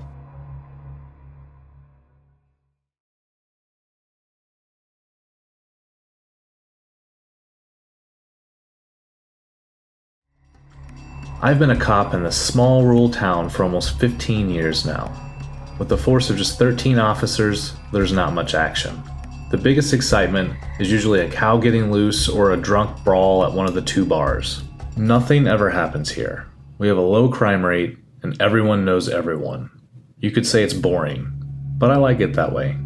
It was a Thursday night, just after sunset. I was at the local gas station, grabbing a cup of coffee to get me through another night patrol. I knew I wouldn't see a soul after midnight. A few hours passed, and I was parked in the empty lot of the local grocery store, sipping my coffee and flipping through the radio stations. That's when my cell phone rang. It was dispatch. It was Brenda, one of our dispatchers. She said she had a weird one for me. One of the farmers, old man Hank, called in saying that he thought someone was in his fields. The cows were going nuts, and he thought he saw a flashing light outside. She asked if I could go check it out. I told her I would head there now. I hung up, feeling a slight twinge of curiosity. Hank was a good guy, not one to overreact. If he was calling, something must have really spooked him. I pulled out of the lot and made my way to his farm, the night growing darker around me. As I drove, I thought about what it could be. Maybe coyotes were spooking the cattle or some kids messing with a flashlight. Still, Hank was a seasoned farmer. He would have handled coyotes himself. Something wasn't right. I pulled into Hank's dirt driveway and drove up to his farmhouse. He was already outside, standing on the porch, a flashlight in hand. His face looked worried, and that wasn't like him. I had known Hank basically my entire life. I tried to give him a friendly greeting, but I could tell by his face alone that he was worried. He pointed towards the field and said something's out there. He said he heard the cows making a ruckus, so he went to check it out. When he got there, they weren't moving. Just standing there, eyes wide open, like they were scared stiff. He said he went further in, and he saw these flashing lights and heard this strange hum. He said he came back and then called us because he didn't know what else to do. I asked him what he meant by flashing lights and where he saw them. He said out past the cornfields. He pointed. He said I needed to go see it for myself. I nodded, telling him to wait on the porch while I checked it out. I walked out into the field, shining my flashlight over the cows. They were standing perfectly still, just like Hank said. Their eyes were wide open, and they were trembling. I'd never seen cows act like that before. I walked further, pushing through the herd, moving towards the cornfield. The night felt heavier as I stepped into the cornfield. The stalks towered over me, and everything seemed darker. I told myself it was just my imagination, but then the light flashed. A soft, pulsing light just up ahead. My heart started to race. I pushed further into the corn, the light growing brighter, a strange hum filling the air. It wasn't a sound I could identify, just a low, steady vibration that seemed to resonate in my chest. I reached the source of the light, my flashlight barely cutting through the darkness. I don't know why, but I just happened to look up, and then I saw it. A triangular craft, hovering silently above the field, with a yellow ring of light underneath it. It was maybe 100 feet above me, just floating there, completely still. I froze, staring at this object in the sky. This couldn't be real. It had to be some kind of trick, a hallucination. The light pulsed faster, the hum growing louder, and then suddenly, it all stopped. The light went out and the hum disappeared. The craft hung out in the air for a second longer, and then, in the blink of an eye, it was gone. Not like it flew away, like just disappeared into thin air. I stood there, staring up at the sky, my mind struggling to comprehend what I had just witnessed. After a few minutes, I forced myself to move. I turned back, making my way out of the cornfield and back to Hank's farmhouse. The cows were moving again, acting like nothing had happened. I reached the porch, my hands shaking, still trying to make sense of it all. Hank was standing there on his porch. He asked if I saw anything. I hesitated, unsure of what to say. So I asked him if he saw the lights again while I was in the cornfield. He looked at me puzzled.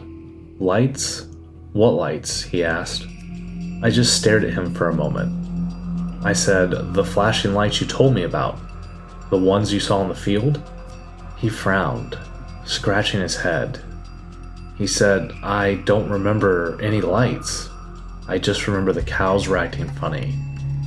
Did I call you out here for something? My heart skipped a beat. I told him he called me out here because he saw flashing lights and heard a strange sound. He stood there, and then shook his head, almost looking dazed. He said he didn't remember any lights or even calling. He kept apologizing. I stared at him, my mind racing. How could he not remember? Had he forgotten everything? We called him Old Man Hank for a reason, but this was completely out of character for him to forget something like this. Hank was visibly confused. He apologized again and said he just needed to go to bed. He walked back inside and shut the door. I just stood there for a moment, trying to comprehend the last 30 minutes. I just couldn't come up with any explanation for everything that had just happened. I hurried back to my car, my mind spinning. I sat there for a minute, trying to decide what I was going to tell dispatch. Do I tell them I just saw a UFO, and that Hank suddenly forgot that he had even called? Just thinking about it made me feel crazy. I just decided to tell them it was a false alarm, nothing to worry about. I picked up the radio and informed Brenda that the farm call was a false alarm and nothing to worry about. A few minutes later, she responded. She asked me what I was talking about. She sounded really confused. I said, the call about the farm. You asked me to check out Old Man Hank's possible intruder situation. Brenda then said, Mike, I never sent you to a farm. We haven't had any calls tonight. I dropped the radio, my hands shaking. Had I just imagined the whole thing? Had everyone but me just forgotten? I sat there in my car, staring out into the darkness, knowing that everyone else might forget what happened that night, but I never would.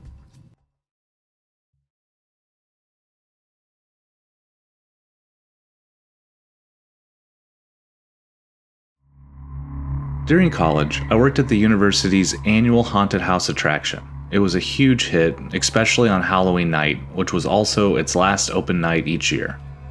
The attraction was held in an old, abandoned dorm that hadn't been used in years.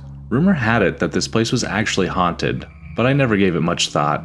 It was probably just another campus legend. Halloween night was packed. Students flooded in, eager to get their scare fix. We stayed open until midnight, and as one of the staff, my job was to do a final walkthrough once the last group went through, making sure that no one got lost or was still lingering inside. Easy enough. I grabbed my flashlight and started the walkthrough, going room by room. The place was creepy for sure, but without actors and crowds, it was just an empty building filled with fake cobwebs and plastic skeletons.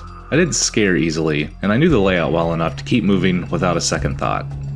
As I made my way through the halls, I eventually reached one of the last rooms in the attraction, the maze. This room was a claustrophobic labyrinth of mannequins twisted into different poses. There were no actors here. The stillness meant to unnerve people on its own. I always thought it was the creepiest room, but only because of how lifeless the mannequins looked. They didn't even need to move to make people feel uneasy. I started navigating through, my flashlight flicking across the rows of plastic bodies. As I stepped deeper into the maze, I heard a noise behind me. I stopped, turned, and shone my light. Nothing. It was probably just the building settling. This place was ancient after all. I shook off the brief spike of adrenaline and kept walking, my footsteps echoing in the eerie silence. As I took another step forward, something caught my eye. One of the mannequins, just a head with no eyes, no mouth, nothing, seemed to have moved. It was positioned further into the path than I thought it had been a second ago. At least, that's what I thought. Was my mind playing tricks on me? I was frozen, just staring at it. The head was angled directly at me, blank and featureless, but it still felt like it was looking at me. My skin prickled and my heart sped up, but I tried to shrug it off. I was tired, that was all. It had to be my mind that was just playing tricks on me. I slowly moved past it, not daring to take my eyes off the thing. And when I was safely beyond it, I quickened my pace. The exit wasn't far now. I could see the door at the end of the room. Then, a loud crash echoed behind me, making me jump. I spun around, flashlight shaking in my hand. I scanned the area, but nothing seemed out of place. But I'd had enough. I just wanted to get out of there. I turned to head for the door, and my heart stopped. Every single mannequin that had been standing in front of me was now facing directly at me. All of them. I didn't have time to process it. It had to be a prank, right? Someone messing with me? But I wasn't sticking around to find out. I sped up, practically running for the door, refusing to look up at the mannequins again. When I finally reached the door, I flung it open and stepped through. For a brief moment, I hesitated. I turned back, my flashlight casting one last beam into the room. Every mannequin was back in its original position, except one. The one I had passed earlier was now standing just a few feet from the door, and it was staring directly at me. Then, slowly, its head moved.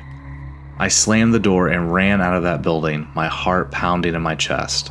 That night stayed with me, and even now, I can't shake the feeling that something was in that old dorm and it had been watching me, waiting. It's safe to say that I never went back to that place again.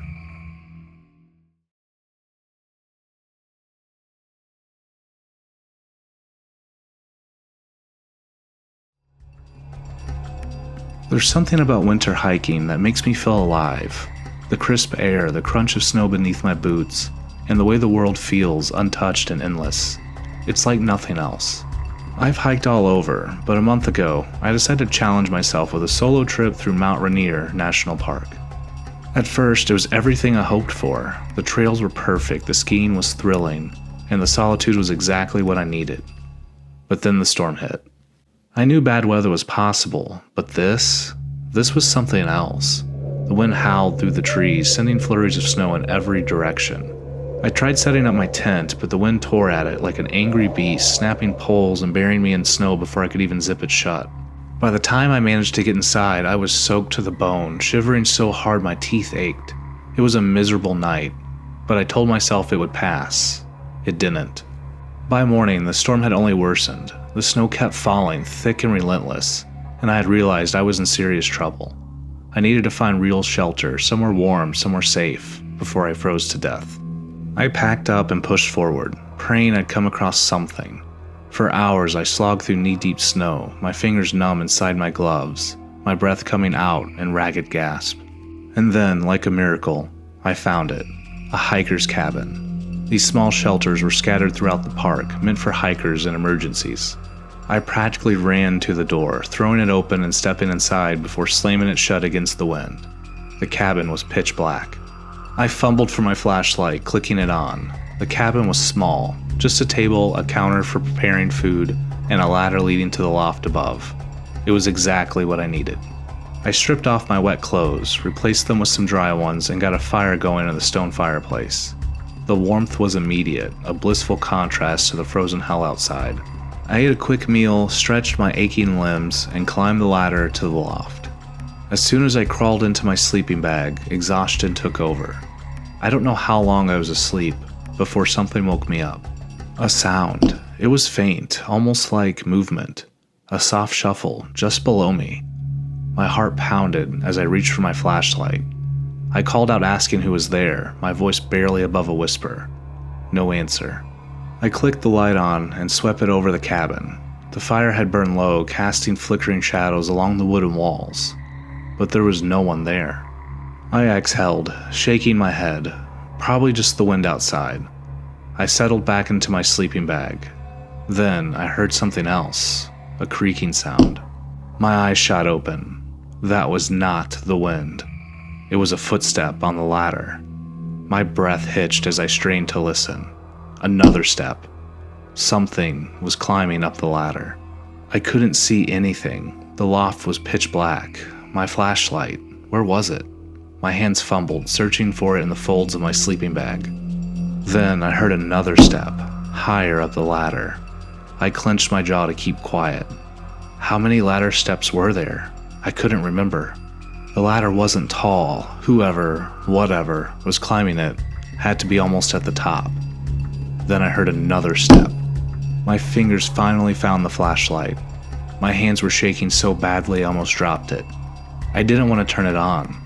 Every instinct screamed at me not to look, but I had to. With a deep breath, I flicked the switch and screamed. Peering over the edge of the loft was a head, blackened, charred, flesh melted like wax. Its hollow, empty eyes locked onto mine.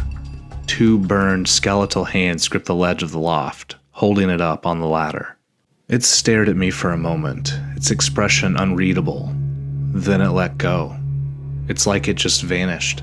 No thud, no sound of it hitting the floor, just gone. I scrambled back against the loft wall. I sat there, flashlight shaking in my grip, staring down at the ladder. I didn't move for an hour. Finally, I forced myself to crawl forward. Peering over the ledge, I shined the light down. Nothing. No footprints, no signs of movement. The door was still shut, but I knew it had been there. I just knew it. I didn't hesitate.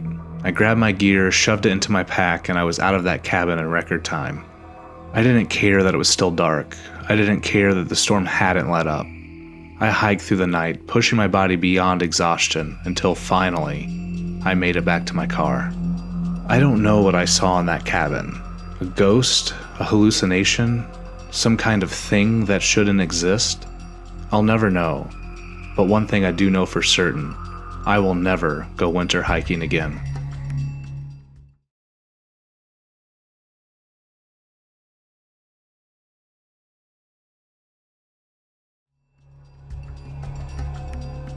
I've worked as a nurse in a small town hospital for 8 years. I've seen a lot: grief, joy, strange medical cases. But nothing haunts me like what happened that night. I still catch myself thinking about it, trying to convince myself it was just a dream, a fabrication of an overtired mind. But deep down, I know it wasn't. It was real. It was a slow night, the kind where the quiet feels unnatural, like the calm before a storm.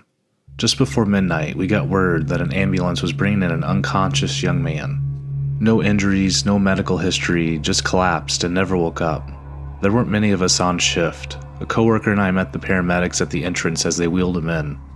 The man looked peaceful, like he was simply sleeping. His breathing was normal, his pulse steady. We got him into a room and I started routine checks while my coworker went to fetch the doctor. There was nothing out of the ordinary at first, no visible trauma, no fever, nothing. But as I lifted his arm to check for any hidden injuries, I saw it. A black mark just beneath his arm. At first I thought it was a weird bruise, but when I pulled up his sleeve, my stomach twisted. His veins were black. Thick dark lines ran from under his skin, crawling from his shoulder down towards his chest. It didn't look like bruising. It looked unnatural, like something was spreading beneath the surface. I grabbed a pair of scissors and carefully cut his shirt away, and that's when I saw it. A circular black mass just below the front of his shoulder blade, pulsating faintly. From it, those inky veins snaked outwards like tendrils, sinking into his body. It wasn't a rash, it wasn't an infection, it was something else. Then the doctor entered the room. He stopped mid-step, his eyes locking onto the thing on the man's chest. For a second, he didn't move. Then forcing himself forward, he walked across to the other side of the table. He stared at the black mass. He didn't have to say anything for me to know that he had no idea what he was looking at. He grabbed a pair of forceps and pointed at the mass. He told me to look closely. I leaned in, and that's when I saw it shift. It wasn't just pulsating, it was moving. I jerked back, my heart hammering. The doctor pressed the forceps against it gently, testing the surface. The moment the metal made contact, the mass twitched, actually twitched as if something beneath the skin had reacted. Then it moved again. A slow, deliberate writhing. Something inside of him was alive. I don't know what disturbed me more, the movement itself or the look on the doctor's eyes. He was scared, genuinely scared. He shook his head. He said it was beyond him. He quickly ordered me to hook up the patient to the monitoring equipment and quarantine the room. Then he left, saying he knew someone he could call. I did as I was told, but every moment I spent in that room felt unbearable. The thing inside the man never stopped shifting. Sometimes it would go on for a few minutes before another ripple moved under his skin, as if it were adjusting, waiting. An hour later, they arrived. A group of men in suits, silent and efficient. One of them wore all black, his presence commanding, his face unreadable. The others were in full-body medical suits, sterile and personal. They barely acknowledged us as they entered the room, moving the patient onto a strange mobile bed. He was gone within minutes, no paperwork, no explanations. They wheeled him out in an unmarked vehicle, something that resembled an ambulance but wasn't. No sirens, no hospital logos, just blacked out windows and a hum so quiet it barely registered. They all left, all except the man in the black suit. The man had a long, closed-door conversation with the doctor. When he finally left, the doctor called me into his office. I sat down, waiting for some kind of explanation. He told me it was an infectious parasite, dangerous. They had to move him for safety reasons. That was all he said, but his expression gave away more. He didn't believe it, and he didn't want me asking questions. When I pressed further, where did they take him? What kind of parasite? He cut me off. He told me to let it go. His voice was firm, unlike anything I'd ever heard from him. I tried again, but this time, he stood. He told me if I ever brought this up to anyone again, I would be fired. While there was definitely anger in his voice, I noticed something else. Fear. And that was the end of it. No reports, no records, no mentions of any patients in any hospital files. It was as if it never existed. But I know what I saw. And I know that man in the black suit wasn't from any medical agency. To this day, I wonder what happened to that patient. I wonder what was inside of him. And worst of all, I wonder if it was something they truly contained.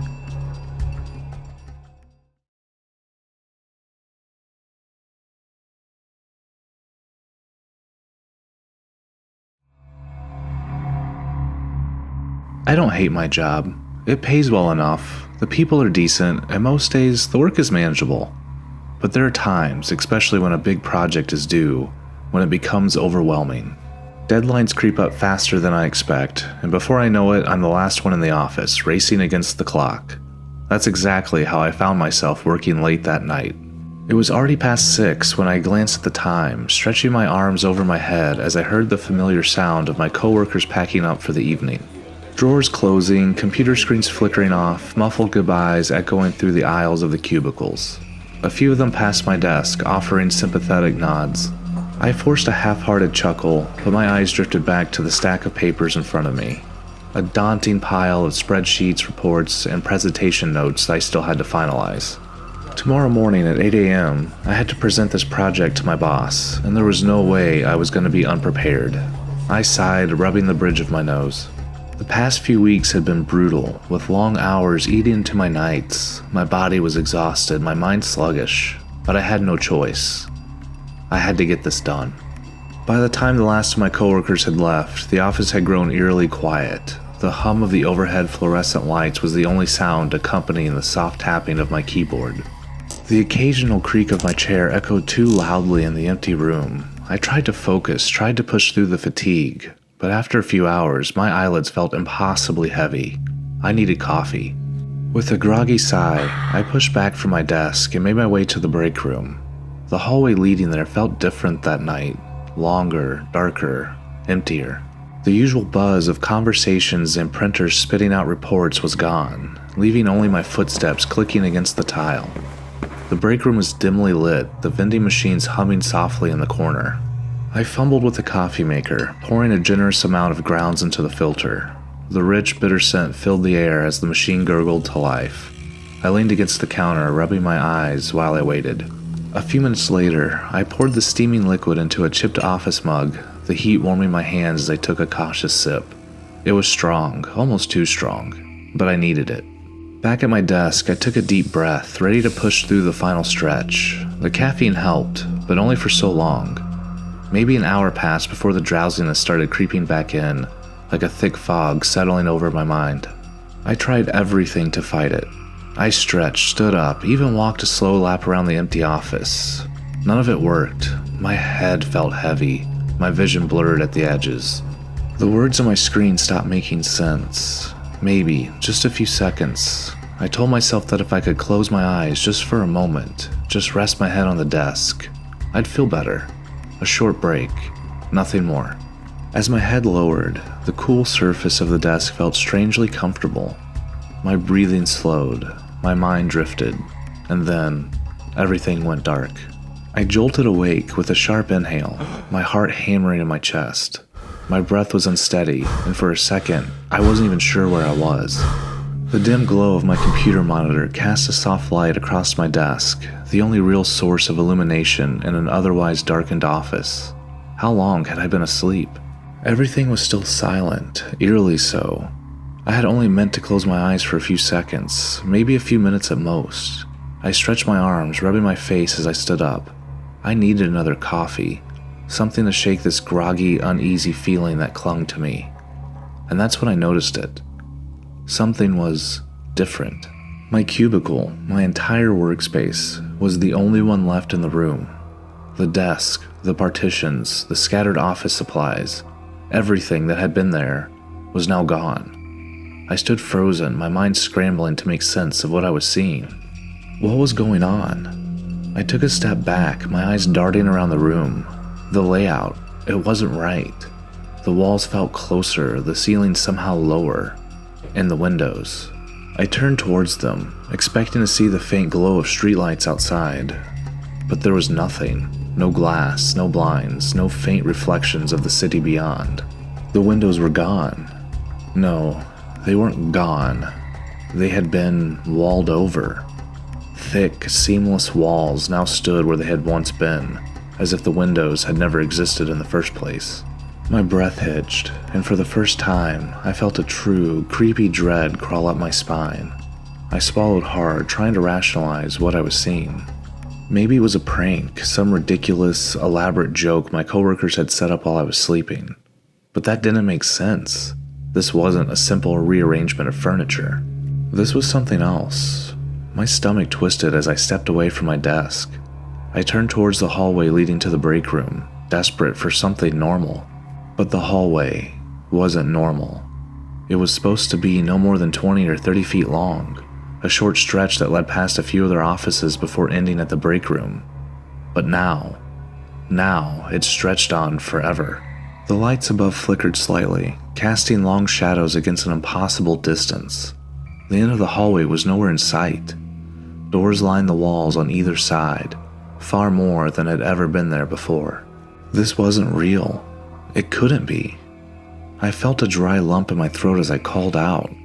Nothing, no response, no echo.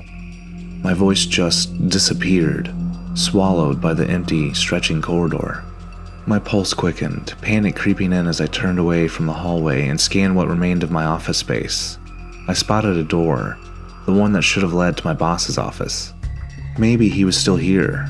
Maybe he could explain what the hell was happening. I rushed to the door, gripping the handle with clammy fingers before swinging it open. I froze. This wasn't an office. The space beyond was endless. A maze of walls and corridors stretched before me, bathed in a sickly yellow light that hummed with an almost mechanical drone. The floor was covered in thin patterned carpet that looked worn, aged, like it existed long before I ever stepped into this building. It went on forever. I stood there, my breath shallow, my body screaming at me to turn back. But then, behind me, a sound. I spun around, my heart hammering as I looked towards the long hallway. Something was there. I couldn't see it, but I could hear it. Movement, soft and deliberate, growing closer. I took a step forward, squinting into the dimness, hoping, praying it was just another coworker, someone who had stayed late like me. But I saw nothing, no one. Then, the lights at the far end of the hallway flickered and went out. One by one, they shut off in sequence, the darkness creeping closer, swallowing the corridor piece by piece. And that's when I saw it. A shape. A figure standing in the encroaching blackness. But it wasn't human. A low guttural cry echoed through the space, something primal, something wrong. The sound of it clawed at my brain, triggering every deep, instinctual fear inside of me. I stepped back, then another cry, closer this time. Panic surged through me. I had to run. I didn't know where. I didn't know what this thing was. But I knew one thing with absolute certainty. I could not let it reach me. The only path left was through the door, into the maze. Without hesitation, I turned and sprinted through, slamming the door shut behind me. I stumbled forward, gasping for breath, my hands trembling as I braced myself against a desk, trying to steady my thoughts. I had no idea where I was. The space around me looked like my office, but it wasn't. The rows of cubicles were gone. Instead, there were scattered desks, each with a chair, arranged haphazardly throughout the room. The fluorescent lights buzzed softly overhead, casting a dim, sickly glow over the area. There were papers on some of the desks, but they were blank, just stacks of crisp white sheets that looked untouched. My breathing was unsteady as I scanned the room. At the far end, I spotted another door. I didn't hesitate. I hurried towards it, my footsteps echoing eerily in the empty space. The door opened into a hallway, lined with more doors.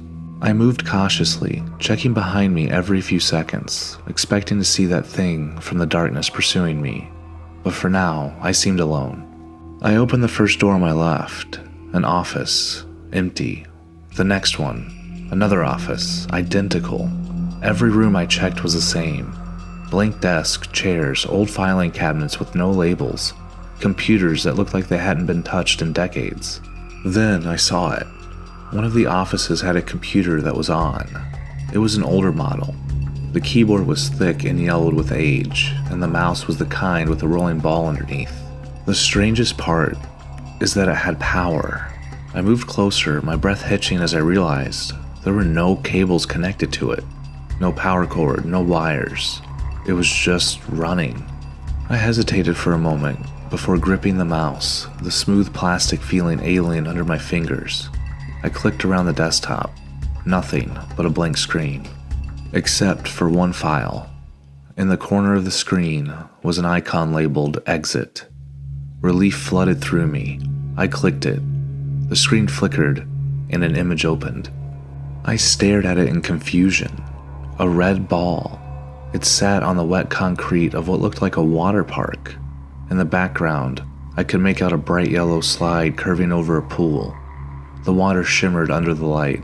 It was just a simple, innocent picture. But it meant nothing to me. What was this supposed to be? What did it mean? How was this an exit? And how was it supposed to help me get out of here? I only found more questions than answers. I clicked the file again, hoping that something else would happen. Nothing. Frustration surged through me, and I let out a shaky breath. Whatever this was, it wasn't an answer. I turned away from the screen, my heart pounding as I left the room. I wandered the halls, searching for anything that made sense. The walls were strange here. The paint was an odd off-white color, and the texture looked wrong, like it had been stretched too thin over something that wasn't drywall. Some of the doors were locked, others led to a more of the same. Empty, lifeless offices. The air felt thick, stale. The lighting was worse now, flickering occasionally, casting long shifting shadows that made my stomach twist with unease. Then, a sound. My body locked up as a blood-curdling yell shattered the silence. It was the same horrific sound from earlier, only this time, it was close. I spun around, my pulse hammering in my ears. My eyes darted to every open office, searching for something, for anything. Then I saw it. At the far end of the hall. The thing. Even now, I don't know how to explain what I saw. It was tall, too tall. Its elongated limbs stretching unnaturally, like its body had been pulled and warped into something grotesque. Its skin was dark and featureless, shifting like a shadow that had been given form. Its head, or what should have been a head, was wrong. There was no face, only a hollow, gaping space where one should have been. And then it screamed. The sound was deafening, an inhuman wail that rattled in my chest like a shockwave.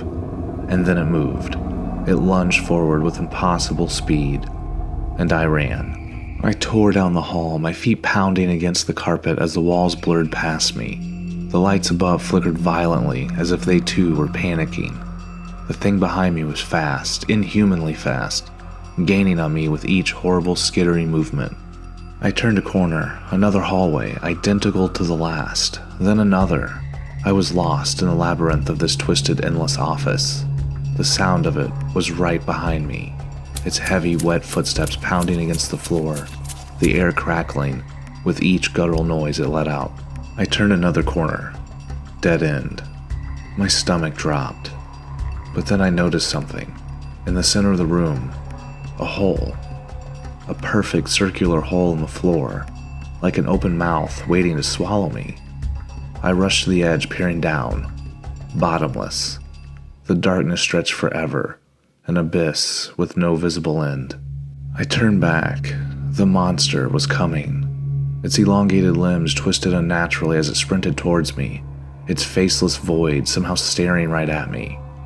I had two choices: jump into the hole, into nothingness, or stay here and die. I knew I didn't have a choice. I took one last breath and jumped. The darkness swallowed me whole. I expected to feel my stomach lurch, to feel the rush of wind as I plummeted into the unknown. But there was nothing. No falling, no gravity pulling me down. It felt like I was just floating, suspended in an endless black void. Panic clawed at my chest as I twisted my body, reaching out for something, anything. There was nothing but the suffocating emptiness around me. My breath grew ragged. Was I stuck? Was this death? And then, water. I slammed into it, the cold shocking every nerve in my body. I flailed, my instincts taking over as I fought my way towards the surface. My hands broke through first, then my head. I gasped, pulling in a deep breath of air, my lungs burning from the sudden impact. I wiped the water from my face and forced my eyes open. It was a pool, but not just any pool. This one was massive, bigger than anything I had ever seen before. The room around me was no longer the faded yellow maze I had escaped.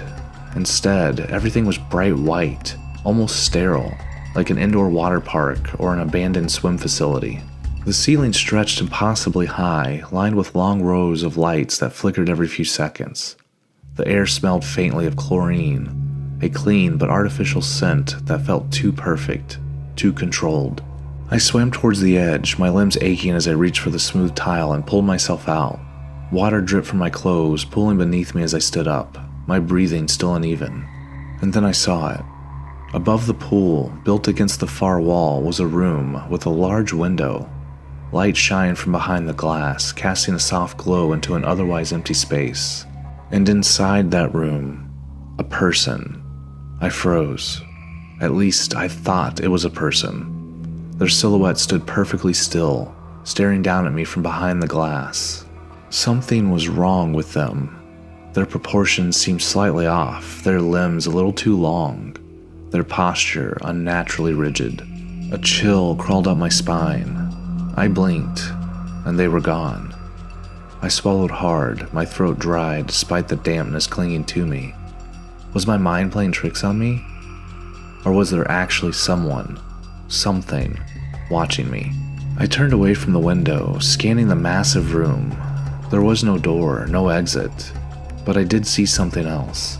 At the far end of the pool, the water broke off into a smaller stream, an artificial current leading into a tunnel. A long, dark tunnel. My stomach twisted. I moved towards it cautiously, peering into the inky blackness. There were no walkways, no ledges. If I wanted to go through, I'd have to get back into the water. I turned, glancing one last time for another way out. There wasn't one. I took a deep breath and jumped in.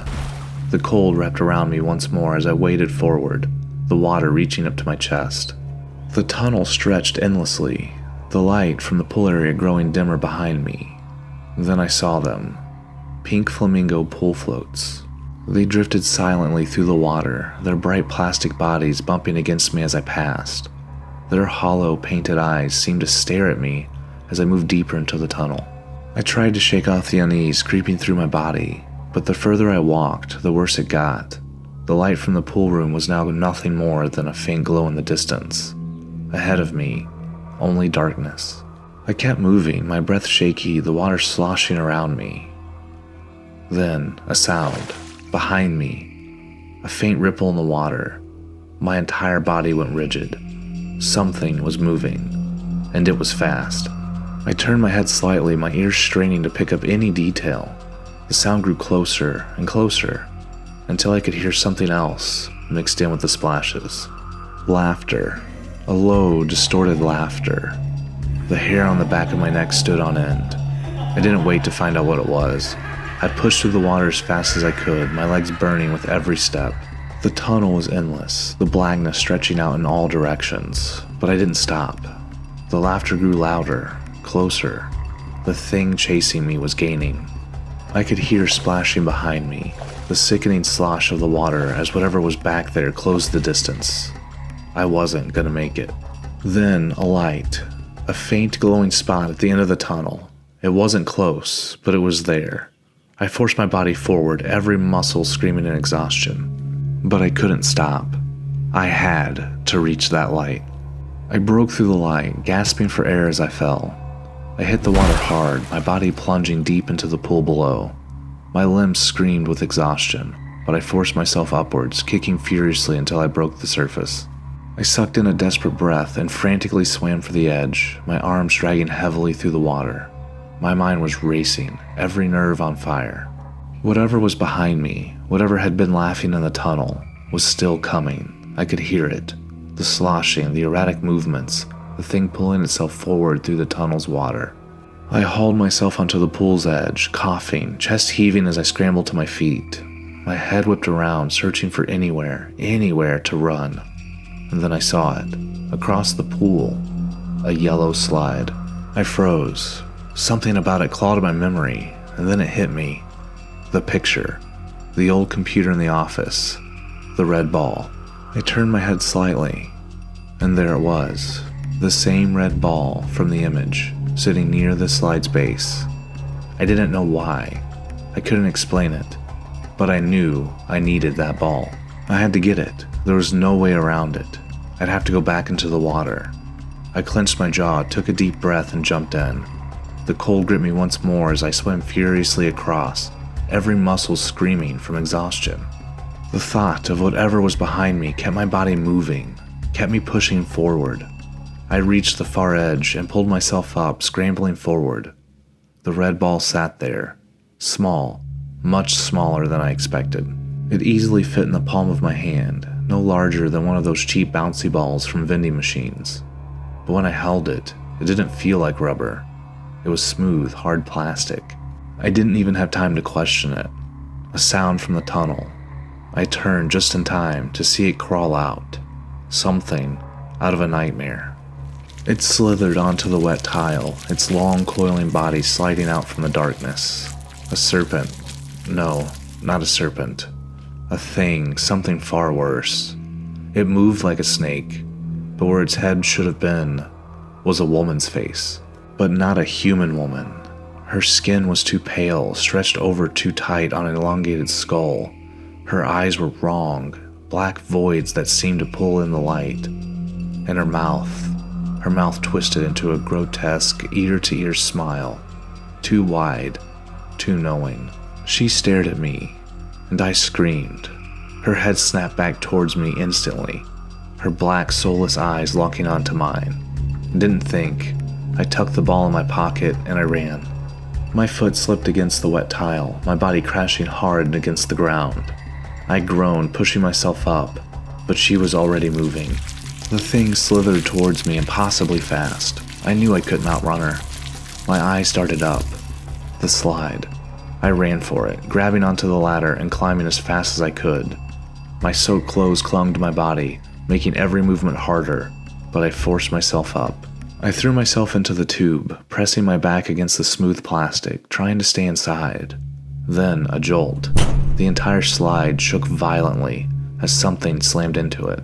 I dug my fingers against the smooth walls, bracing myself. Another impact, another violent shake, and then silence.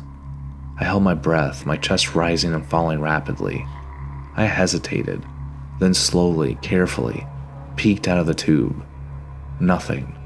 The pool was still. The room was silent. Maybe it was gone. I swallowed, gripping the slide's inner walls, pulling myself slightly forward to get a better look. And then, her face. She was there, filling the entire opening of the slide, pressed inches from my own. Grinning. I screamed. I lost my grip, my body slipping backwards. I fell. I slid down the tunnel, spiraling into the depths, bracing myself for the inevitable plunge into the pool below. But it never came. I kept sliding. And sliding. The tube stretched on forever, twisting and turning, an endless descent. The slide wasn't this long. It wasn't possible. But after everything I'd seen, everything I'd endured, an infinite water slide wasn't even the strangest thing anymore. Then something changed. My vision blurred, my limbs felt heavy. A strange drowsiness washed over me, an unshakable exhaustion creeping into my bones. My eyes fought to stay open, but it was too strong. The world around me began to spin. Darkness crawled in from the edges of my vision. And then, everything went black. I jolted awake. My breath was ragged, my body stiff as I sat straight up in my chair. My hands gripped the armrest, my knuckles white. My heart pounded against my ribs as I scanned the surroundings. I was in my office. My real office. The lights hummed softly overhead, casting their normal pale glow, the occasional hum of the air conditioning. It was all back to normal. No endless hallways. No walled-up windows, no pools, no tunnels, no monsters. Just me. I let out a slow, shaky breath and rubbed my temples. My body was drenched in sweat, my muscles sore as if I'd truly been running for my life. I turned to the window. Outside, the early morning skyline was exactly as it should be. The buildings, the faint movement of cars below. The world carrying on, like nothing had happened. Then, a noise from behind me. I spun around, my nerves still on edge. It was just the janitor. He paused, seeing my reaction, and gave me a smile. He apologized, saying he didn't mean to scare me. I told him it was okay, it had just been a long night. He nodded and pushed his cart past me. I turned back to my computer screen, still trying to convince myself that what I had just experienced wasn't real. I checked the time, 6:30 a.m. The office would be opening soon. I laughed to myself, a low, almost hysterical sound. It was just a dream, a crazy, vivid, the most real dream I had ever had, but still just a dream, wasn't it? I exhaled, shaking my head and glancing at my screen. My report was almost finished, somehow, despite everything. My work had still gotten done. As people started trickling into the office, one of my coworkers noticed me sitting there. They asked if I'd been here the whole night. I laughed and said I was by accident. They laughed, shaking their heads before going to their desk. I stood up, still feeling a little lightheaded. Coffee. I needed coffee. I made my way to the break room, the scent of fresh brewed coffee filling the air as I reached for a mug. Then, I had a feeling. Something small in my pocket. My blood ran cold. I reached in with trembling fingers, my breath hitching in my throat. I pulled it out and froze. It was the red ball. The same one, small, hard plastic. The same ball I had picked up by the slide. My heart stopped. I stared at it, my mind scrambling for an explanation. There was no way. No, it wasn't possible. I swallowed hard, gripping the ball so tightly my knuckles ached. Everything in me wanted to believe it was just a dream. But deep down, I knew it wasn't. I had been there. I'd seen what lurked in those impossible hallways. That faceless monster in the dark. That twisted woman serpent. The endless slide into nothingness. And I had been lucky to escape. The thought chilled me. How many others had wandered in and never came back? How many people had been trapped, swallowed by those endless halls? Those things. I stared down at the little red ball, my hands shaking. I had survived. but I wasn't sure if I was truly ever free.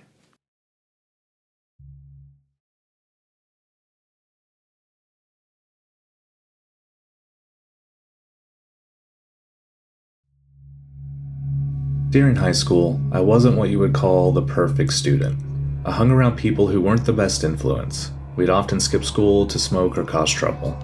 One day that I'll never forget, we decided to check out an old abandoned school. It wasn't on any map, hidden through a small section of woods. It was me, Gabe, Rick, and Jason. While I hung out with a lot of different people, the four of us were pretty much inseparable. Gabe was the only one who had been there before, so we followed his lead. We met at my place and carpooled to a nearby church parking lot, the closest we could drive before setting out on foot. After about 10 minutes of walking, we entered into a clearing and saw the school. It was way bigger than I imagined, 4 stories tall and stretching hundreds of feet long. No trespassing signs were everywhere, but that only made it more thrilling for us.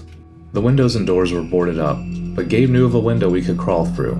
We found it and carefully entered, avoiding the shards of glass. It was clear someone had broken into here before us. Once we got inside, we started exploring each floor. We walked through the various classrooms and hallways. There was graffiti and beer cans everywhere. After about an hour, we headed down to the first floor. Walking back to an area we had previously passed, Rick pointed at a door different from the others we had seen. We walked to the door. It looked like an elevator door. Rick and I pulled the doors apart, revealing we were correct. It was an elevator shaft. We looked down the shaft and it looked like it went down one more floor. Jason asked if the stairs we came down went down another level, but we agreed that it didn't. We agreed that it was weird that the only way to get down to this floor was through the elevator shaft. We discussed if we should go down or not, but while we were doing this, Gabe was already in the shaft tugging on something. Gabe had found a rope that had been tied to a steel bar that dropped down into the shaft. Clearly someone else had the same idea we did and had already given us a route down. I honestly didn't want to go down there. I just had a bad feeling. Gabe, already halfway down the shaft, yelled up at us, telling us to get down there. We nodded to each other and began heading down the rope. This floor was unlike the rest of the school. It felt more like a storage area, with standing water about 6 inches deep and narrow, twisting hallways leading to small rooms. There were no windows. I assumed this must be the basement. The further we walked through the basement, the more lost I felt. There was no easy way to keep track of which way we were going in the pitch black, and only cheap flashlights that barely lit up anything. I suggested we start heading back, and Gabe said no way, and this was the coolest part of the school. Not wanting to be that guy, I shut up and kept following Gabe with Rick and Jason behind me. We were leaving one of the empty rooms when we heard voices. We immediately froze, thinking it could be the cops.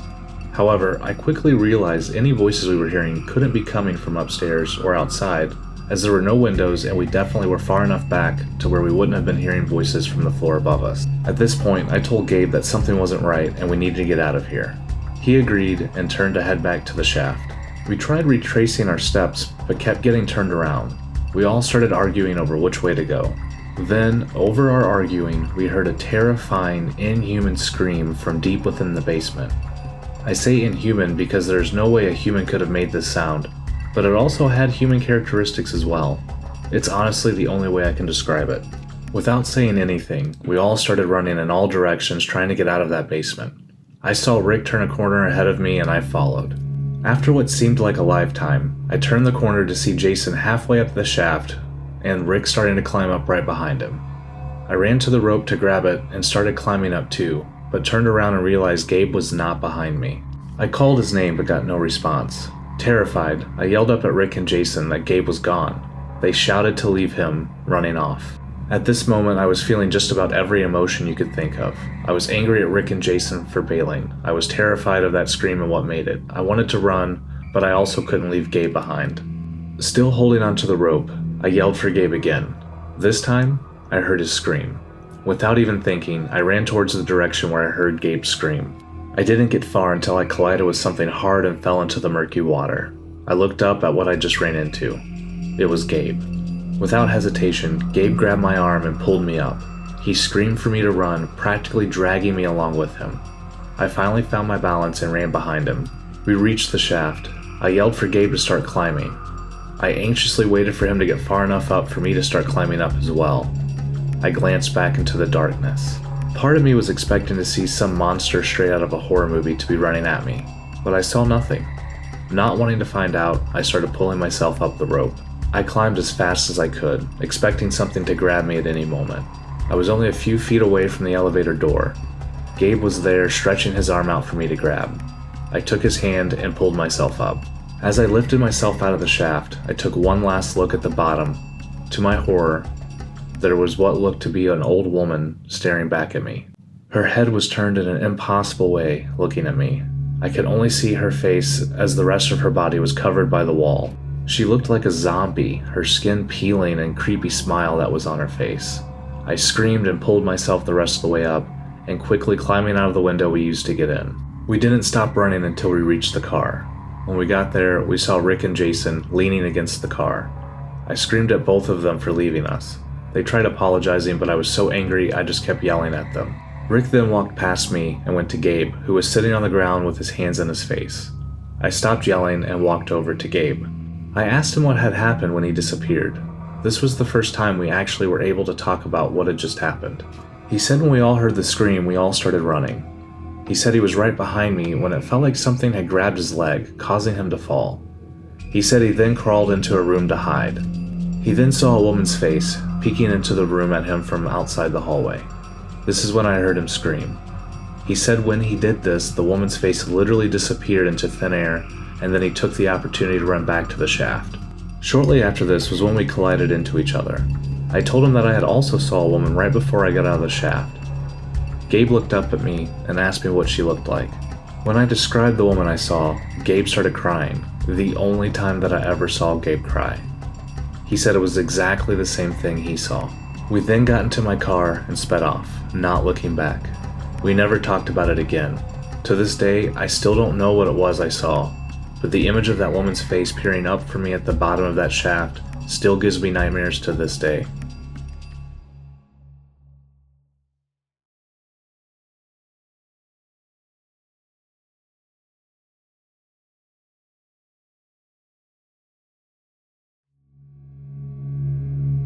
Nick and I have always been adventurers. As kids, we explored every forbidden place we could find, and that curiosity never left us. In college, we became obsessed with urban exploring, venturing into abandoned factories, hospitals, and any creepy spot we could find. We weren't afraid of anything, until the hotel. We first heard about it at a party. A guy, drunk and half slurring, mentioned an old abandoned hotel just outside the city. He claimed it was terrifying, and that was all Nick and I needed to hear. After piecing together the directions he gave us, we decided to check it out that weekend. The hotel was buried deep in the woods, hidden behind decades of overgrowth.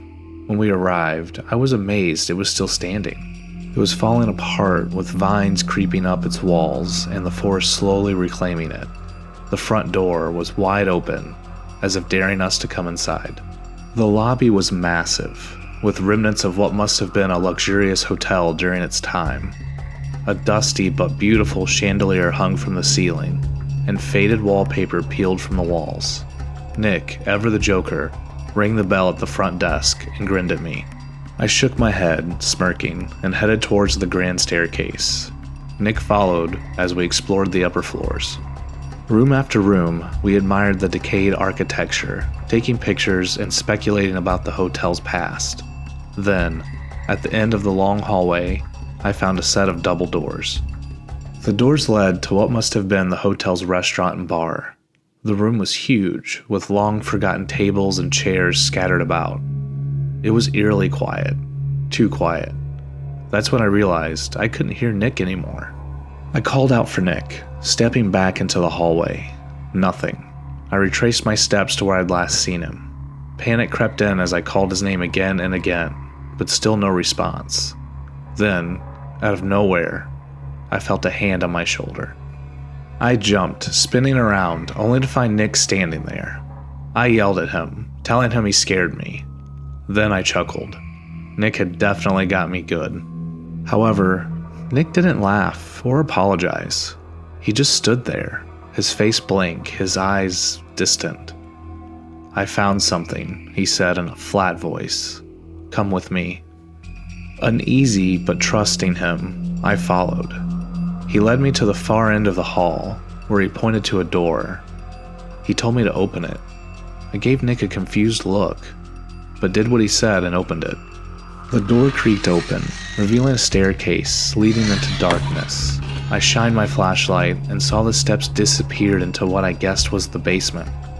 I told him it was a great find, trying to lighten the mood, but Nick's expression didn't change.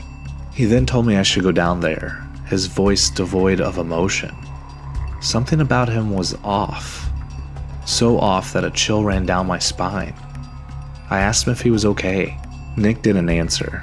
He just stared at me. Before I could decide what to do, I heard something that made my heart stop. From down the hall came Nick's voice, shouting my name. I froze. The Nick in front of me hadn't moved or said a word. Whatever was standing in front of me, it wasn't Nick. I asked them who they were, my voice stammering as I backed away from the Nick standing by the door. The thing, pretending to be Nick, just smiled, an eerie, unnatural smile. And once again, he pointed towards the stairs and said that I should go down there. I didn't wait to find out what it wanted. I turned and bolted back down the hallway, my flashlight bouncing wildly. Within seconds, the real Nick came running towards me from the direction of the restaurant. As I got close to Nick, I yelled we needed to get out of there. Nick didn't even question me. He just grabbed my arm and pulled me back to the front doors. We didn't stop until we were outside, gasping for air. For a moment, neither of us spoke. Finally, I looked at Nick.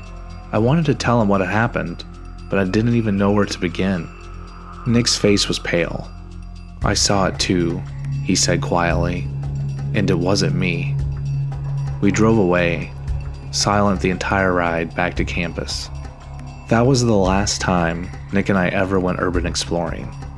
To this day, I don't know what we saw in that hotel, but I'll always be grateful I didn't go down those stairs.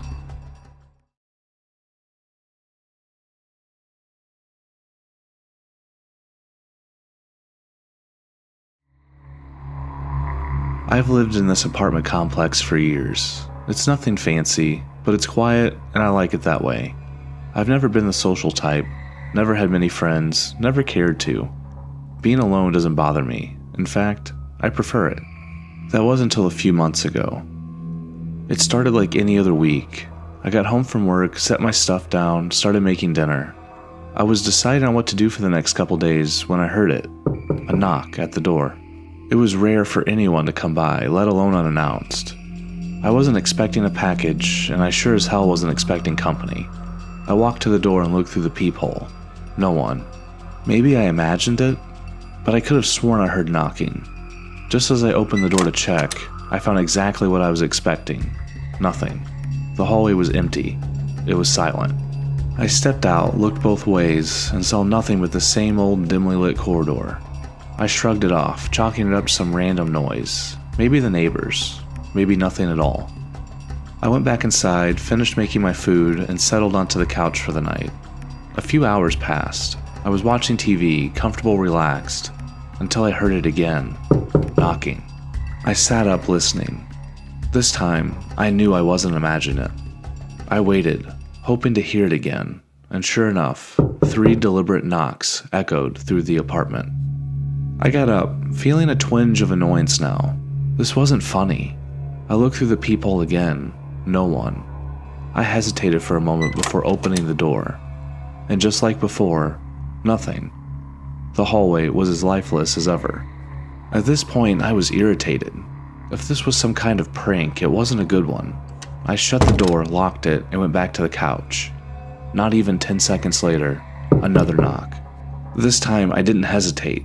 I stormed to the door, unlocked it, and yanked it open, ready to catch whomever was messing with me. But again, there was no one there.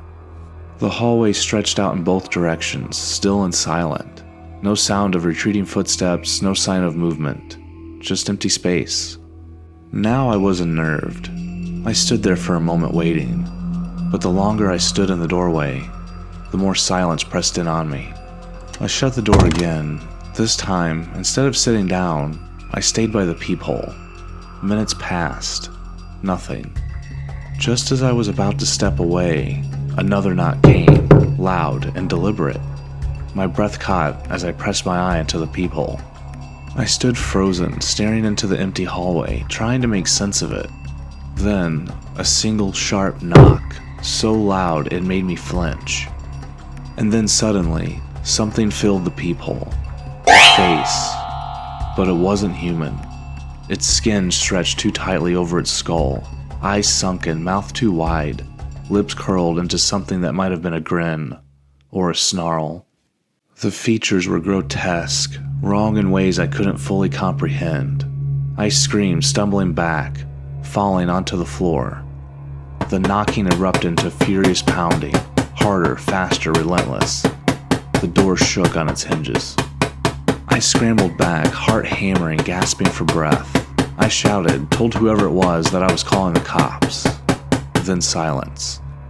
I stayed on the floor for a long moment, trying to process what I'd seen. Maybe it was just some kind of elaborate mask. Maybe I was just overtired, seeing things that weren't there. And then I heard it. A knock. But this time, it didn't come from my front door. It came from my bedroom. I turned, my stomach twisting into a knot. My bedroom door was shut. I hadn't shut it. The knock came again, then another, then frantic, violent pounding. I ran for my phone, fumbling to dial 911. The sound grew louder, pounding from my bedroom door, and then my front door, and then both at the same time. I was trapped. The noise went on for what felt like hours, though in reality it couldn't have been more than just a few minutes. And then, just as suddenly as it started, it stopped. The police arrived not long after. They searched the apartment, checked every room, every closet. Nothing. They pulled the security footage from the hallway. The only person in the hall that night was me. They even checked with my neighbors. Not one of them heard a thing. I don't know what happened that night. I don't know what I saw. But I haven't heard the knocking since. Still, anytime someone knocks at my door, I feel a small, cold fear creep up my spine. Because I know one day, it might start again.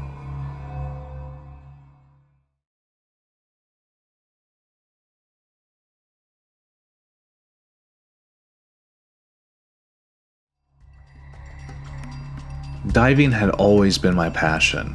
I had spent years as a salvage diver, part of a specialized search and retrieval crew that scoured the ocean for shipwrecks, documenting history, and occasionally recovering artifacts. The idea of being the first person in centuries to lay eyes on a lost vessel, to uncover its secrets, is what I live for. And that's why I was particularly excited when my boss told us about a potential wreck near the Florida Keys. It was undocumented, untouched. If it was as old as we suspected, it could hold some serious historical significance, and maybe even treasure. The whole crew was buzzing with anticipation, but I felt it the strongest. I was part of the first dive team. I would be the first to step inside its remains. The day was perfect, the ocean was calm, the sun was bright, and everything was set for the dive.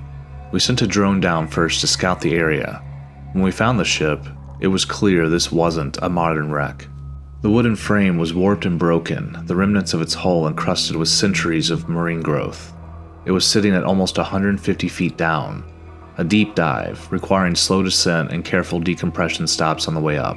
Once we confirmed the area was safe, we suited up and descended. It took about 15 minutes to reach the ship. As I got close, I could tell right away this was older than anything I had explored before. I wasn't an expert on ship design, but from the shape of the hull and the way the beams were constructed, I guess it was from the 1600s or 1700s, possibly a Spanish galleon. Maybe even one of the treasure ships that had gone down in storms centuries ago. The wreck was fragile, its structure collapsing inward in places. I searched for a way inside, swimming carefully along the splintered frame. After a few minutes, I found an opening where the ship's bottom had broken apart, large enough to swim through. I motioned to my safety diver, signaling that I was going in. Inside, the wreck felt even older. Wooden beams, half buried in sediment, stretched like limbs across the skeletal remains of the ship. A thin layer of silt covered everything, rising in slow, curling clouds with every movement. Schools of tiny fish darted through the beams, their silvery bodies flickering in the glow of my dive light. I swam slow, careful not to disturb too much. The last thing I wanted was to stir up the silt and blind myself in an ancient tomb. As I drifted through what must have been the ship's cargo hold, I saw remnants of barrels, their contents long disintegrated. A few rusted tools lay scattered, their purpose lost to time. Near the back of the hold, a broken chest, half buried in the silt, sat with its lid rotted away. It was empty, looted long before the sea claimed their ship. Then, something caught my eye. A small glint on the floor, a flicker of gold reflecting in my light. I swam down, reaching through the soft silt. My gloved fingers brushed something hard and smooth. When I pulled it free, I felt my breath hitch. It was a coin, an old gold coin, its surface worn but still gleaming in places where time hadn't completely erased the details. I turned it over in my hands, tracing the faded markings. It was unlike any coin I'd ever seen. A sharp beeping pulled me from my thoughts. I checked my dive watch. My time was up. I needed to start my ascent if I wanted to avoid decompression sickness. Frustration simmered in my gut. I had actually found something, real treasure, and now I had to leave it behind. Regulations were strict. We weren't supposed to take anything without permits, especially from an undocumented site. It could mean huge trouble for the company. But as I looked at the coin, something about it felt wrong. Or maybe right. I couldn't explain it. It called to me, like it was mine. I hesitated, glancing at my safety diver, who was already signaling me to exit. I gave a thumbs up, pretending to follow. But before I did something I knew I shouldn't. I slipped the coin into my bag. As we maneuvered back towards the breach, I saw movement at the edge of my vision. I turned my head and nearly screamed. At the far end of the hallway stood a man. He wasn't floating. He wasn't wearing dive gear. He just stood there, motionless, his feet planted firmly on the ship's rotten planks. His clothes were old, tattered, faded, almost like a pirate's garb from centuries ago. But it was his face that chilled me. He was smiling. I blinked, and he was gone. Panic clamped around my chest. Hallucinations weren't uncommon on deep dives, but I had never experienced this before. And this just wasn't normal. I didn't care what it meant. I just needed to get out of there. We surfaced without incident. I didn't tell anyone what I'd seen. If I did, they'd ground me from the next dive. I wasn't going to lose my chance at exploring the wreck further over some trick of my mind. That night, I lay in my bunk, turning the coin over in my hands. It was strange, heavier than it should have been. The markings on it didn't match any Spanish coins I'd ever seen before. Then my light flickered. I looked up. The cabin went dark. And then I heard it. A wet footstep. Then another. Something was in the room with me. My hands fumbled for my lighter, my heart hammering. I flicked it on. And the man was right there. His face was inches from mine. Water dripped from his rotted skin, his grin stretched too wide. His dead eyes locked onto mine. I screamed, dropping the lighter. The door burst open as crew members rushed in. I was shaking, barely able to form words. I told them what I had seen, first in the wreck, and now in my room. The ship's doctor chalked it up to a possible mix issue with my trimix tank, a gas imbalance that could cause hallucinations. I didn't argue. I didn't want them to sideline me for the next dive. The storm hit a few hours later. It came out of nowhere. The sea turned violent, waves crashing against the ship, tossing us like a toy. The captain had no explanation. There had been no storm in the forecast. No indication of trouble at all. And then I saw him again, standing out on the deck, unmoving, staring at me. I knew in that moment what I had to do. I ran outside, clutching the coin. The storm howled around me, rain lashing in my face. The moment I reached the railing, I felt a hand grip my wrist. It was him. I looked at him. His face no longer had that grin. Now, his eyes burned with fury. I knew he wasn't letting me go. I opened my fingers. The coin slipped from my grasp, vanishing into the sea. He disappeared with it. 15 minutes later, the storm was gone. The next morning, the dive team went down again. The shipwreck was also gone. They searched for days, but it was as if it had just never been there. I learned my lesson that day. Some things are meant to stay buried.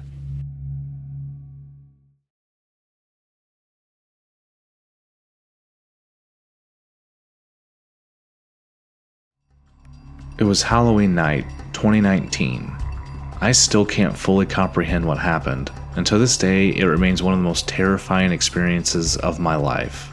My girlfriend Kate was over at my place. I had bought the house a few years back, and it had become our little tradition to pass out candy and watch scary movies on Halloween.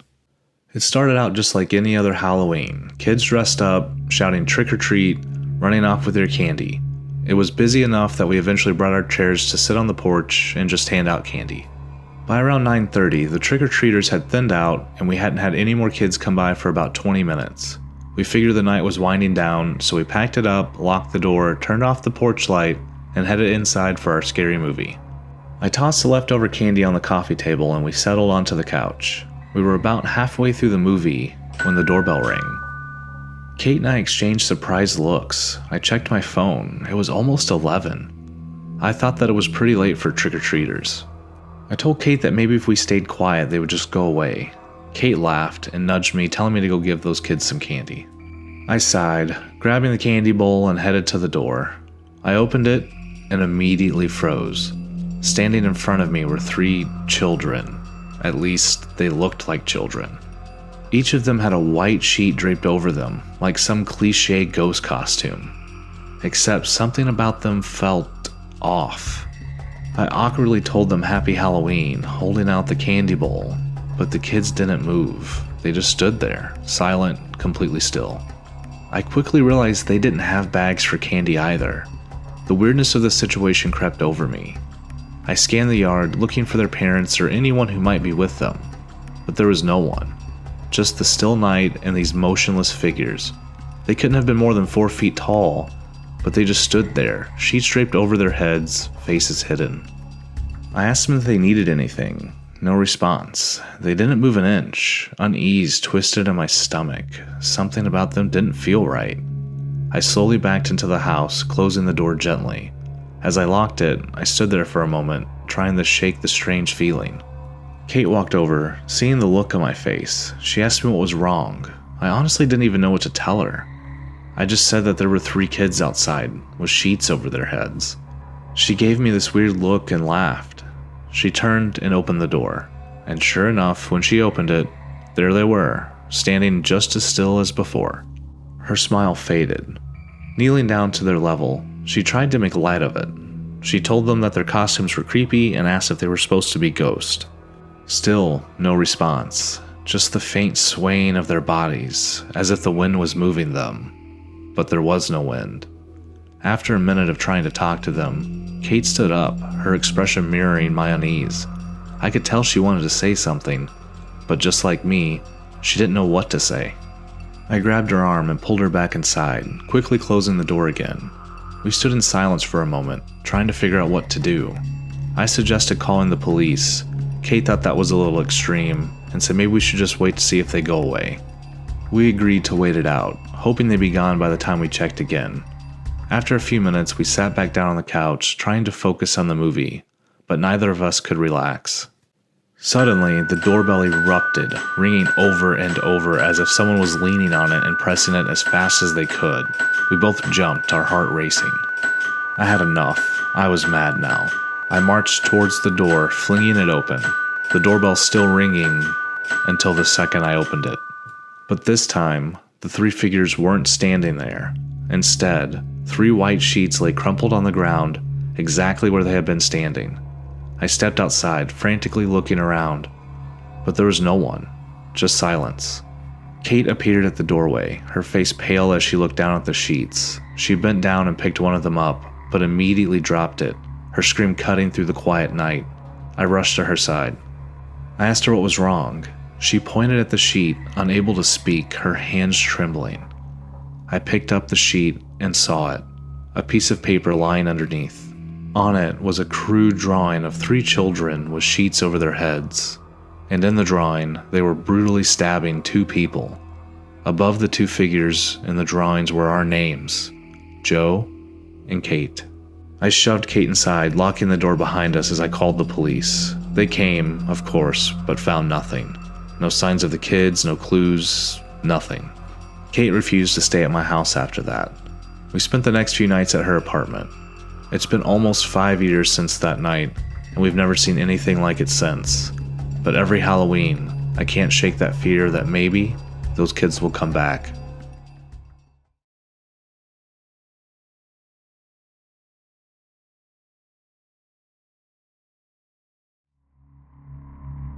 I had been on the job for about a year when I got the call that would change everything.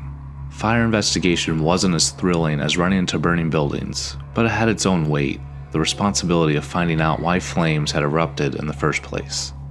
I had already seen my fair share of arsons, electrical failures, careless accidents.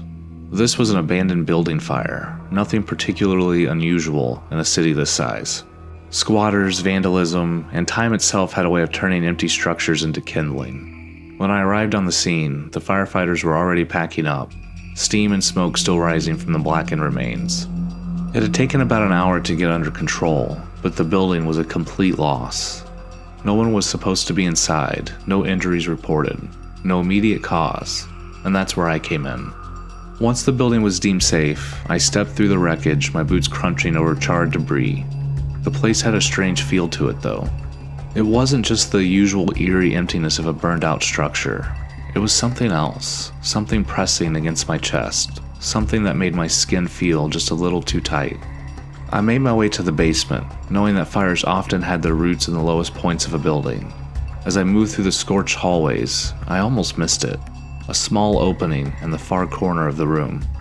The wall around it had partially collapsed, making it just visible enough to catch my eye. If not for that, I wouldn't have seen it at all. I peered inside. Beyond the opening was another room, strangely untouched by fire. That alone was unusual. Fires, especially ones this intense, had a way of reaching into every available space, devouring everything it could.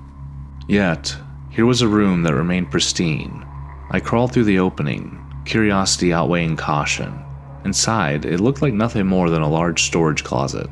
The air was thick with dust, the floor coated in a layer of grime. But something felt off. I looked around, expecting to see some indication of why this room had been hidden away. There was no door, no obvious way in or out, aside from the hole I had just crawled through. Then I noticed a rug. It seemed out of place, too clean, too deliberately placed. When I stepped on it, the floor beneath sounded hollow. I pulled it back, revealing a wooden hatch. My gut told me to leave it alone. I opened it anyway. The ladder descended into absolute darkness, deeper than any basement should have gone. At this point, I knew I should have called it in, let the cops handle whatever it was. But something inside me pushed me forward. Maybe it was arrogance, or maybe it was just the insatiable need to know. I started climbing. The descent was much longer than I'd expected, far deeper than any standard basement, deeper than city infrastructure would allow. When I finally reached the bottom, I found myself standing in a space that shouldn't have existed. The walls were old, ancient stone, damp with age, but the room itself was anything but abandoned. It was a laboratory. A desk set up against the far wall, cluttered with papers, rusted tools, and an old computer that somehow still had power. Its weak screen humming in the dim light. An operating table stood in the center of the room, its metal surface stained and worn. There were glass containers too, some broken, some still intact, filled with a dark green liquid that gave off an almost iridescent sheen. Then I saw the hallway. Slowly, I moved toward it, stepping cautiously onto the stone floor. My breath caught as I noticed the iron bars lining the corridors. Cells. There were a total of 8, 4 on each side, old, rusted, but disturbingly intact. I peered into the first one, finding it empty. The second was empty as well. A sick feeling settled in my stomach. This wasn't just a forgotten storage area. Someone had used this place to keep people here. I turned to leave. This wasn't my job anymore. This was a crime scene, and the police needed to be here. Then I heard it. A sound. It was faint, barely more than a whisper of movement. But it was there. I turned slowly, my phone flashlight cutting through the shadows. The sound had come from the last cell. I waited, my heart hammering. Then, something moved. A hand, if you could call it that, slid out from between the bars. The skin was an unnatural shade of green, almost translucent in the dim light. The fingers were long, too long, tipped with sharp black nails. Every nerve in my body screamed at me to run, and I did. I sprinted back towards the ladder, my breath coming in a ragged gasp. I scrambled up, nearly slipping more than once, my only thought being as far away from this thing as possible. Once I reached the top, I slammed the hatch shut and stumbled back, my mind racing. I got the police involved immediately. They launched an investigation, sending a team down into the hidden space. What they found only deepened the mystery. They found documents suggesting some kind of experimentation took place, attempts to keep people alive beyond death. The records were incomplete, fragmented, but they were enough to paint a horrifying picture of what had once taken place beneath that building. But the worst part? Every single cell was empty, except one, the one I had seen.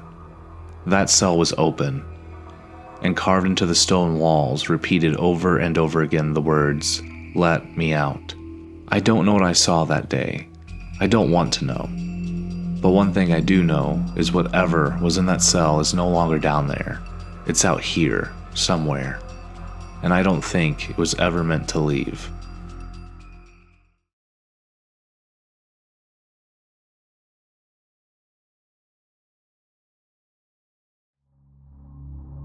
I used to be the kind of guy who scoffed at ghost stories, urban legends, and conspiracy theories.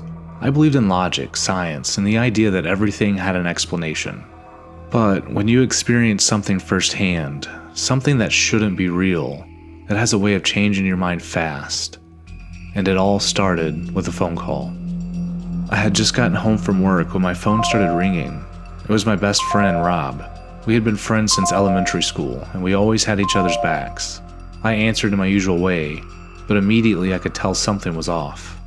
Rob's voice was shaky. He said he needed my help and gave me an address, telling me to get there as soon as I could.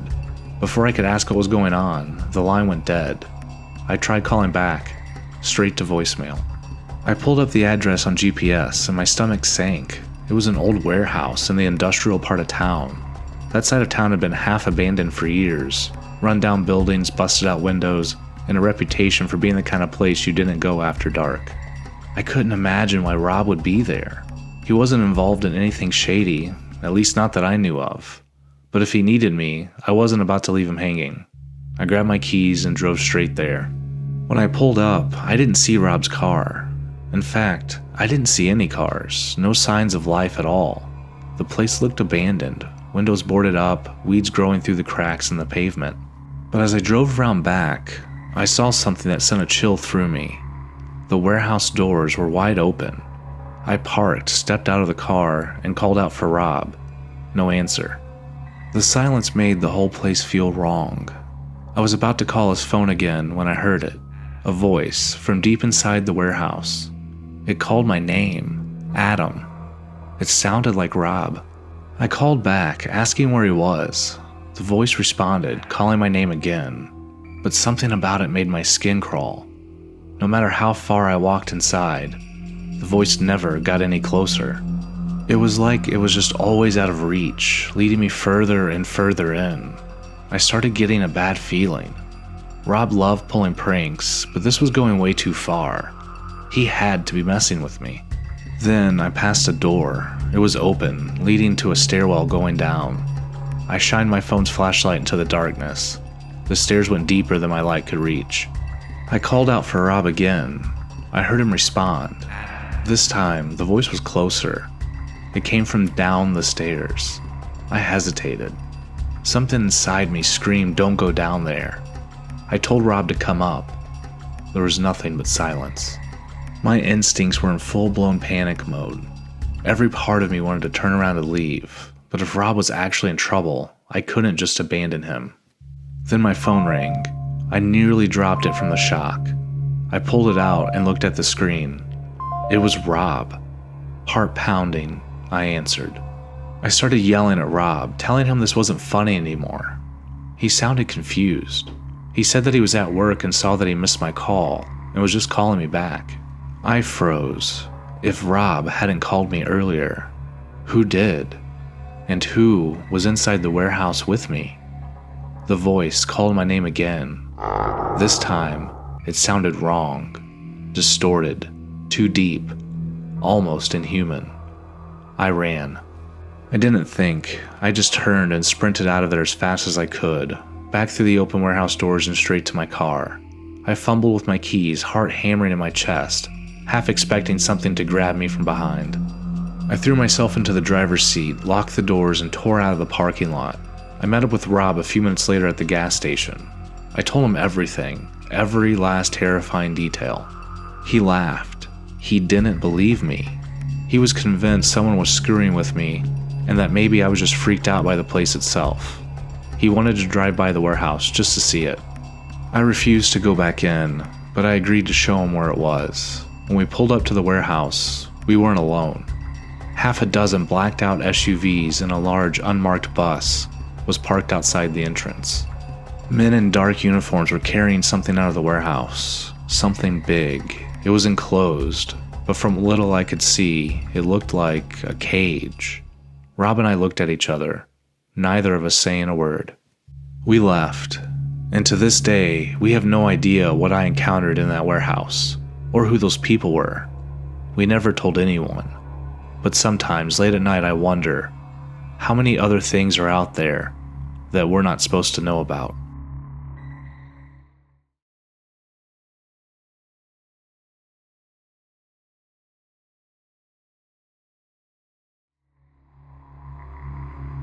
It's been years, but I still think about it.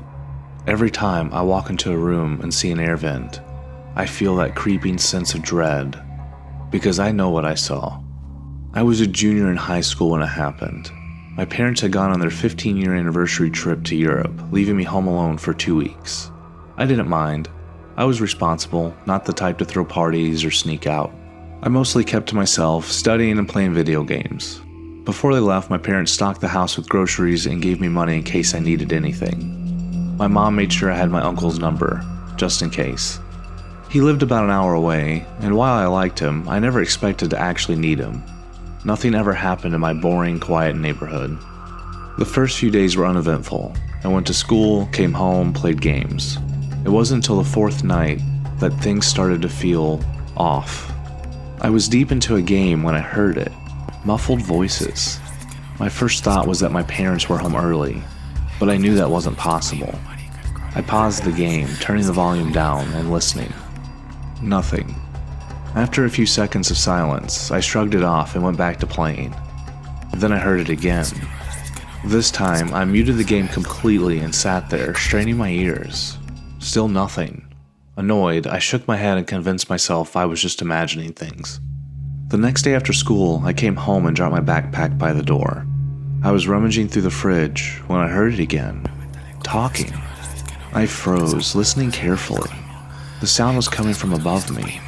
I looked up and saw the air vent in the ceiling. The voice was faint, too quiet to make out, but it was definitely there. A steady, murmuring whisper. Then, as quickly as it started, it stopped. My stomach twisted. I wanted to believe it was the house settling, or maybe even a trick of my own mind. I thought about calling my parents, but they wouldn't answer while they were overseas. My uncle? No.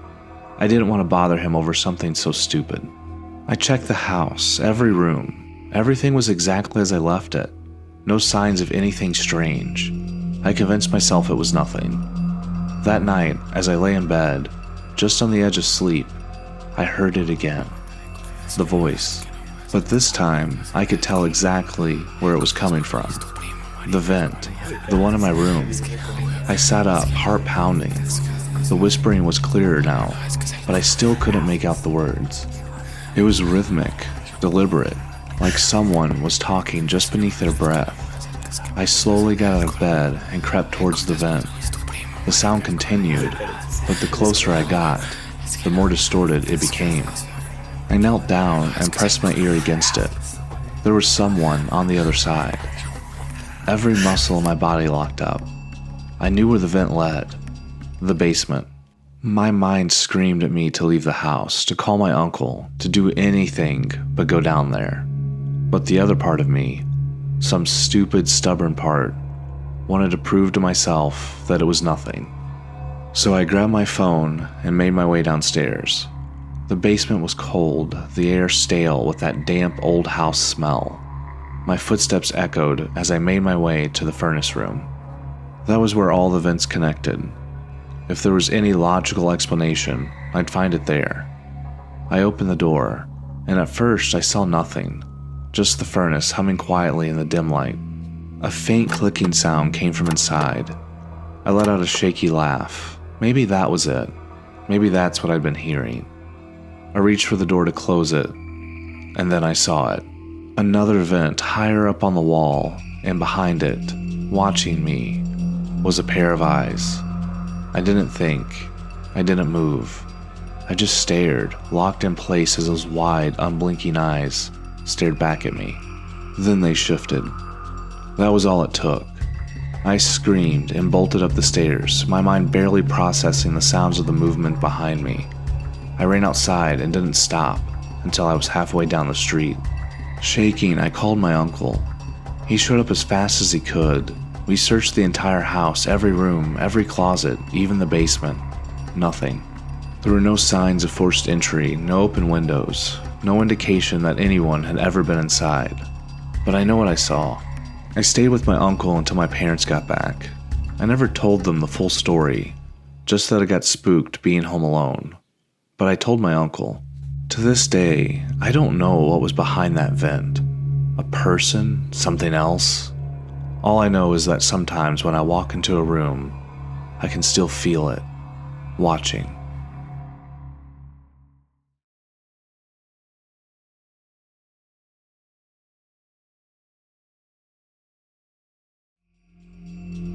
Some people tell crazy stories that happen to them. Stories of near-death experiences, ghosts, and the paranormal.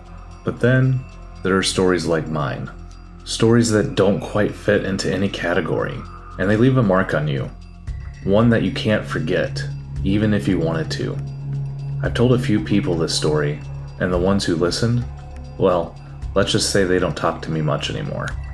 It was just a normal night, the same as any other boring night of my boring life. I worked third shift at a factory, but it was the weekend and I was off.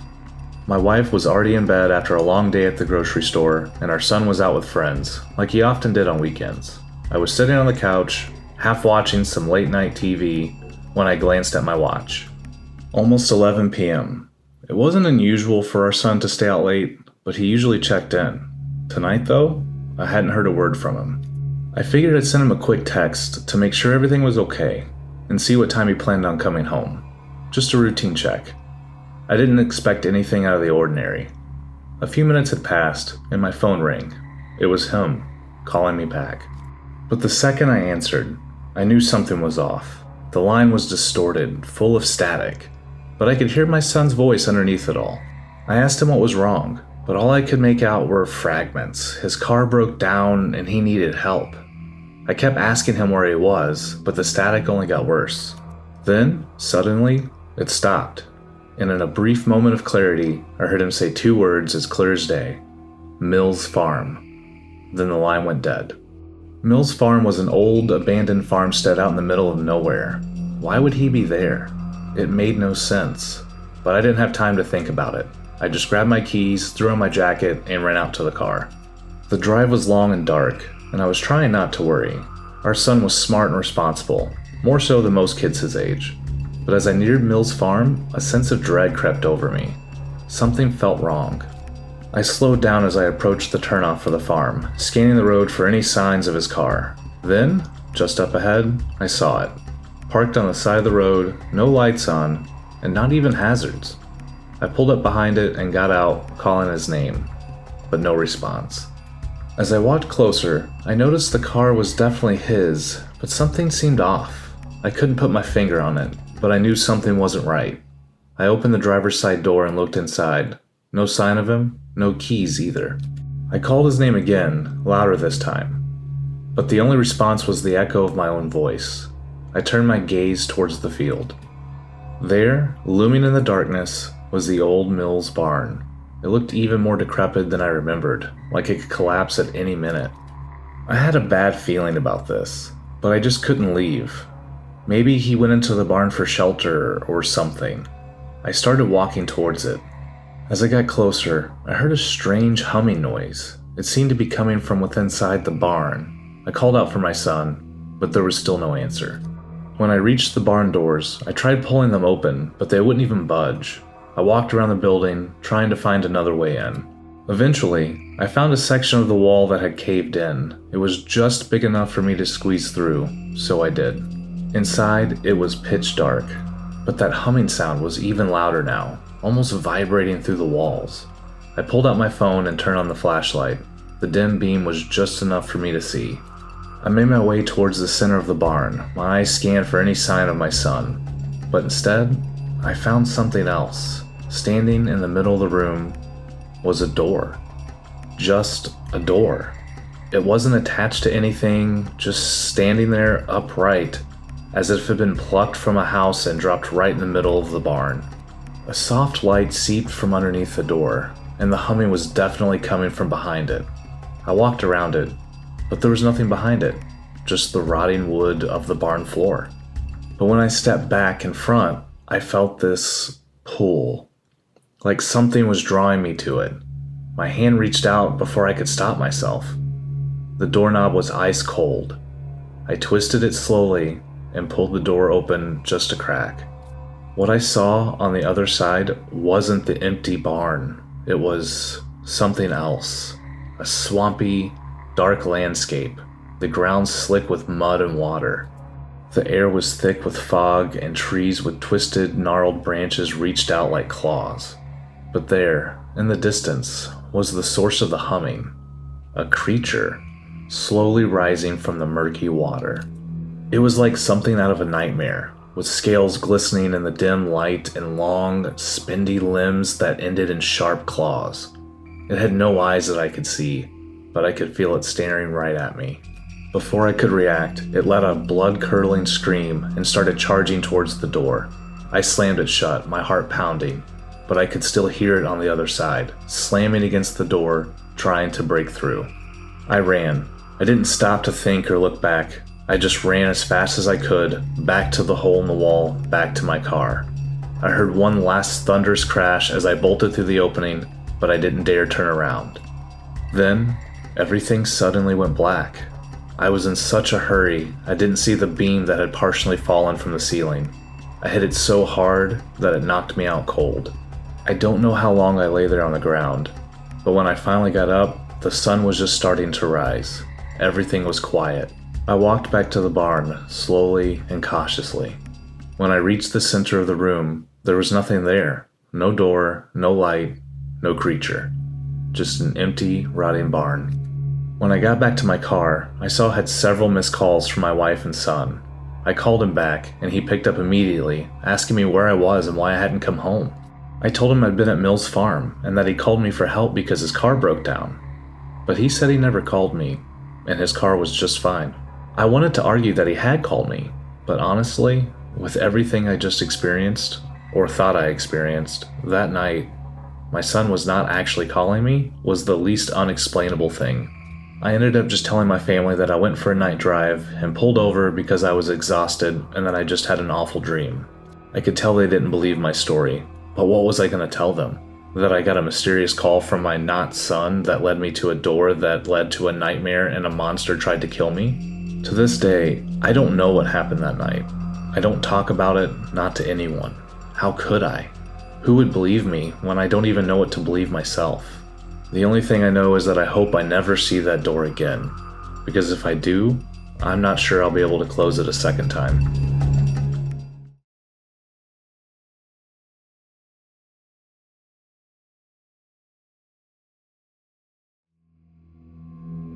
It was Halloween night, one of my favorite nights of the year. My husband Ben and our son Josh and I made our way to the town's annual Halloween festival. It was small, but we loved it. Bonfires, rides, a mirror house, hay rides, and, of course, the corn maze. We always saved the maze for last. Something about wandering through the tall, twisted stalks of corn just as the night fell felt perfect for the holiday. After a fun day, we were finally headed to the corn maze. It was around 7:30, just starting to get dark. The air was crisp, filled with the scent of popcorn and firewood. As we reached the entrance, Ben suddenly stopped. He said he had forgot his camera and that he wanted to go back to get it. He told me to go on ahead and he would catch up. I nodded, grabbing Josh's hand and leading him into the maze. I could hear the excited chatter of families behind us as they entered too. The maze wasn't very big, 3 paths that looped around that led back to the entrance. We had done it every year, so I wasn't worried. We walked for a few minutes, passing a couple of families on their way out. Josh seemed excited, pointing at every shadow that moved. Then Josh tugged on my hand. He yelled "Mom" and pointed to one of the walls of corn off to our right. There, hidden behind rows of stalks, there was a narrow opening. I didn't remember this path from the map. It was small, almost as if the corn had bent on its own to create a doorway. Josh's eyes lit up and asked me if we could go that way. I hesitated. Ben hadn't caught up with us yet, and I didn't want him to miss out on the walk. I looked back to see if he was coming, but there was no sign of him. Josh kept tugging on my arm, so I gave in with a sigh. We stepped through the gap, the corn closing in around us. The path was narrow and wound around sharply, but it seemed to go on forever. After a few minutes, I started to feel uneasy. The maze wasn't big enough for a path to go on this long. I slowed down and turned around, trying to remember where we had come from, but that's when my stomach dropped. The path behind us was gone. It was like the corn had swallowed it whole. The way back was completely sealed off. My heart raced, but I forced myself to stay calm for Josh's sake. I didn't think he had realized what was going on yet, as he was still excited and wanting to go further down the path. I pulled out my phone to call Ben, but there was no service. The more we walked, the more it felt like we were going in circles, yet never finding a way out. The maze wasn't that big, but somehow we just couldn't find the exit. The sky had fully darkened now, the only light coming from my phone's dim screen. By this point, Josh could sense something was wrong. He kept asking where his dad was and that he was ready to go home. I told him we were leaving. I tried to sound confident, but inside, panic was creeping in. We'd been walking what felt like ages. The corn seemed endless, and every time I glanced back, the path behind us had disappeared again. It was like the maze was alive, closing in on us. I picked Josh up and started walking faster, then running, hoping to stumble back onto the main trail. The corn stalk slapped against my arms and legs, but no matter how far I ran, there was no way out. The maze seemed to be toying with us, trapping us inside. After what felt like forever, I tripped, falling into the ground and dropping Josh. My face hit the dirt, pain shooting through my cheek. I scrambled up quickly, hearing Josh's cries, but when I looked around, I froze. The corn was gone. We were in an open space, the entrance to the maze. I heard shouting and looked up to see 2 police officers running towards us. They scooped Josh and me up. They asked if I was Diana. I nodded, completely dazed. How did they know my name? What was going on? They hurried us to the parking lot where a crowd had gathered, all staring at me. An EMT checked us over, but I couldn't focus on anything until I saw Ben running towards us. His face was pale, tears streaming down his cheeks as he hugged us both tightly. I asked him what was going on. His response, well, it still haunts me to this day. He said that we never came out of the corn maze and that the police had been searching for us for almost 48 hours. The crowd of people were members of the community who had come to set up a search party. I stared at him in disbelief. What he was telling me couldn't be possible. I knew we had been in the maze for a while, but 2 whole days? That was impossible. None of this made any sense, and to this day, I don't know what happened in that corn maze. Josh doesn't remember anything, but I'll never forget that feeling of being lost, trapped in something that was far more than just a maze.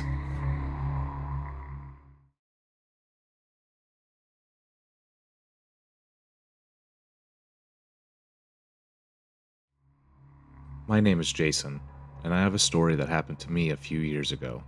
I won't mention the national forest I was working for, as I don't want this story to come back on me in any way. I took a job as a fire tower watchman for the quiet and solitude. I needed a getaway, and I've always loved the outdoors and knew this was the perfect job for me. However, I would later find out I could not have been more wrong. I had a daily routine that included scanning the horizon for smoke, logging weather data, occasionally chatting with the ranger station via radio, and so on. It would probably be considered boring for a normal person, but it was perfect for me as I've always been kind of a loner and didn't have a big family I was super close with. So far this summer had been perfect, but that quickly changed once I saw the lights. I won't forget it. It was a Tuesday night. The sun was starting to set, and I watched as the darkness slowly started to cover the treetops. This was one of my favorite times during the day, so I grabbed my tea and stepped out to the deck to watch the scenery. That is when I saw it. It was these small, flickering lights. It was really far away, and I'm surprised I even saw them without my binoculars. I went back inside to grab them. When I got back, I noticed they had slightly moved from the position they were just in a few moments ago. Even with the binoculars, I still couldn't tell exactly what I was looking at. At first, I thought it must have been campers or hikers with flashlights, but we were really far out here, and rarely did I see anyone. Campers and hikers are supposed to report to the ranger station, so I decided to radio in to check. When I radioed in, Frank was the one to respond. Frank was an older guy who had been working out here forever, and I often chatted with him when he worked. He answered in his usual friendly way and asked what was up. I told him about the lights I was seeing and asked if any campers had checked in and if anyone should be out here this late. His tone seemed to immediately change, almost serious, not like Frank.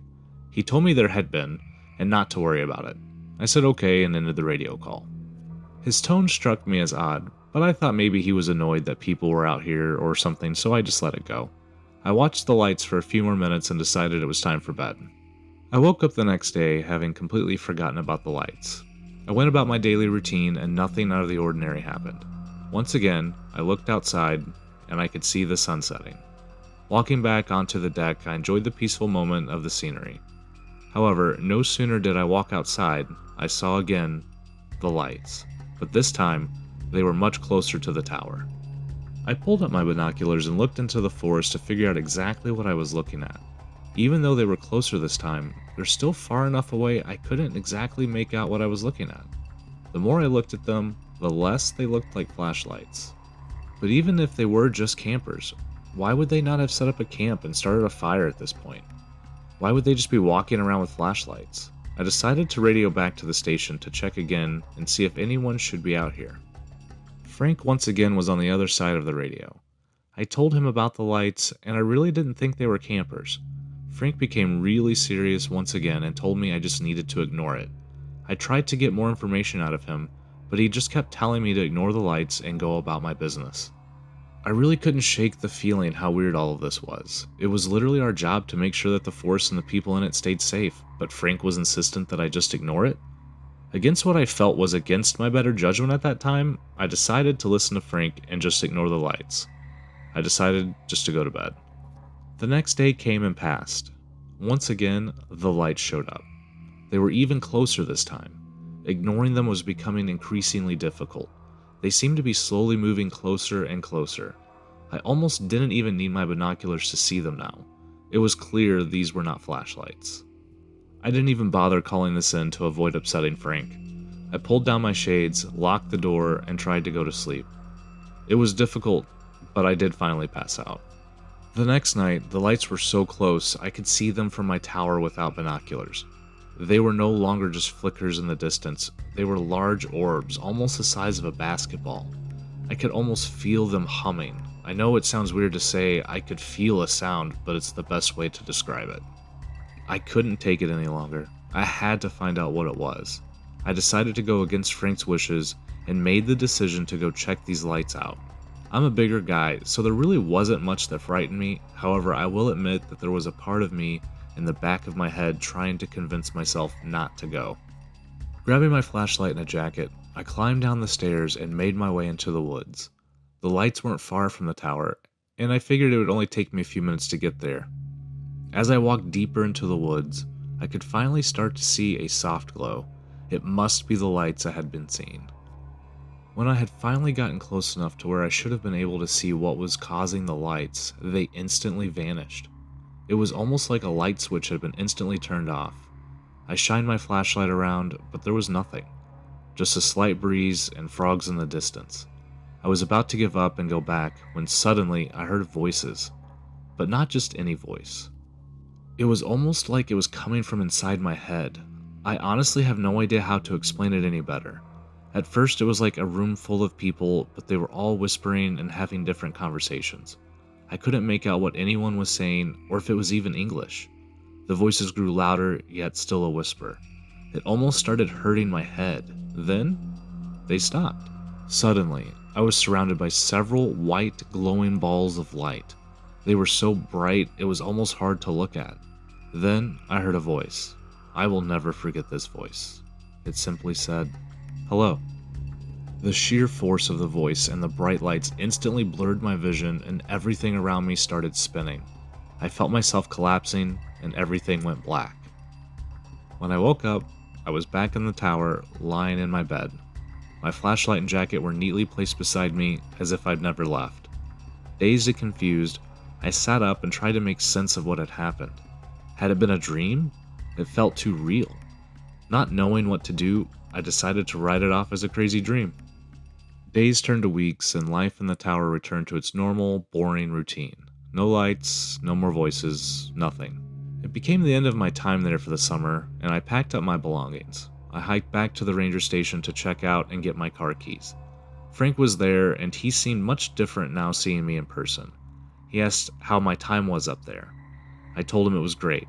He looked at me hesitantly and made a weird joke about he didn't think I was going to make it all summer after those campers' flashlights scared me. I awkwardly laughed, but didn't say anything. I started grabbing everything out of my locker, and I noticed him writing something down on his notebook and glance up at me a couple times. I did my best not to make eye contact. The way he was acting made me really suspicious. As I finished grabbing my things, someone came into the office and started asking about information on the forest. Frank walked around the counter and took them to the section of brochures they had in the front office about various activities the forest provided. As I walked past the front desk to leave, I saw Frank's notebook still open, just laying there. I glanced up at Frank, who was not looking at me. My curiosity got the better of me, and I flipped the notebook around to see exactly what he wrote. What I saw will haunt me for the rest of my life. What I saw simply said, "Jason saw the lights." I quickly walked out of that office and got as much distance from that forest as I possibly could. This confirmed it for me. It wasn't a dream. And they knew about the lights. To this day, I still think about what actually happened to me out there and what those lights really were. I may never find out, and honestly, I don't know if I even want to know.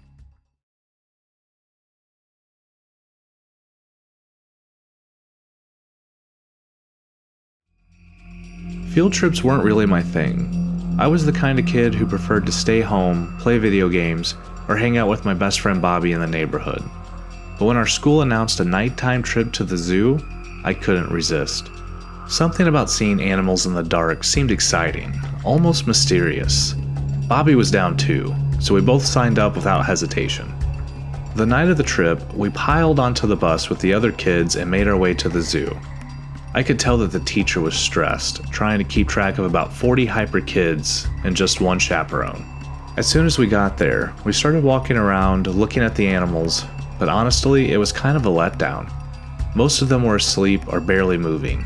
The whole point of a nighttime zoo tour felt like a waste. That was until we passed an area blocked off by a temporary fence. A big sign on it read, "No entry, authorized personnel only." One of the kids asked the teacher what was back there, and she just brushed it off, saying that not all the areas were open for the night event. I glanced at Bobby, and he gave me that look. The kind of look that meant we were both thinking the same thing. We had to see what was back there. As the group moved on, Bobby and I hung back. We waited until the coast was clear, then slipped behind the fence. Immediately, everything felt different, darker, quieter. The usual zoo lights were gone, and it was like we'd stepped into a part of the zoo that no one was supposed to see. There were still animal enclosures, but we couldn't see anything inside them. It was too dark. Bobby suggested that we should head back. I was about to agree with him until I saw a light up ahead. A single flickering bulb above a metal door that said, "Authorized personnel only." Without thinking, Bobby walked up and pushed on the door. To our surprise, it opened with a low creak. Bobby and I exchanged surprised looks. We both walked down cautiously, the sound of our footsteps echoing in the stairwell. At the bottom was a long hallway lined with doors, each one marked with a number but no labels. We tried opening a few, but they were all locked. As we approached the end of the hallway, we noticed it turned off to the left. It was a short hallway, and there was another door at the end. We walked down to the door, and again, just like the rest, it was locked. Defeated, we turned to leave when we heard something. Voices. We froze. The voices were faint, but they were getting louder. They were coming closer. Bobby looked at me, and I motioned for him to stay quiet. We pressed ourselves against the wall, hoping they wouldn't turn the corner as there was nowhere for us to hide. Suddenly, the voices stopped, just a few feet away on the other side of the corner. I could hear keys jingling, then the unmistakable sound of a door unlocking. I whispered to Bobby, telling him to get ready to run as soon as we had the chance. Then I heard it, a sound I'll never forget. It wasn't a growl or a roar like any animal I'd ever heard at the zoo before.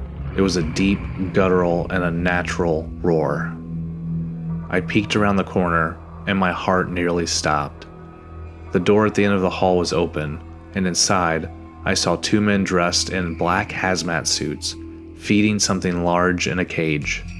What I saw, I still can't comprehend to this day. It looked like what you think your classic werewolf would look like. It stood up like a person, but had the face of a wolf. Its teeth were huge, and it stood taller than the men, I would say at least 8 feet tall. I pulled back quickly, my heart racing. Bobby's eyes were wide with fear. Without a word, we bolted back down the hallway, our footsteps echoing as we ran. I didn't care if they heard us. I just wanted to get out of there. We didn't stop running until we reached the group, slipping back into place as if we'd been there the whole time. No one even noticed. Bobby and I didn't talk much about it after that. We debated on telling someone, maybe the teacher, maybe our parents, but who would believe us? 2 kids claiming they saw some kind of hybrid creature at the basement of a zoo? We get laughed at, or worse, get in trouble for sneaking off. I'd never gone back to that zoo, and I still wonder, every now and then, what exactly we stumbled on that night. What else were they hiding in those locked rooms? And what was the thing they were feeding? I don't think I ever want to know.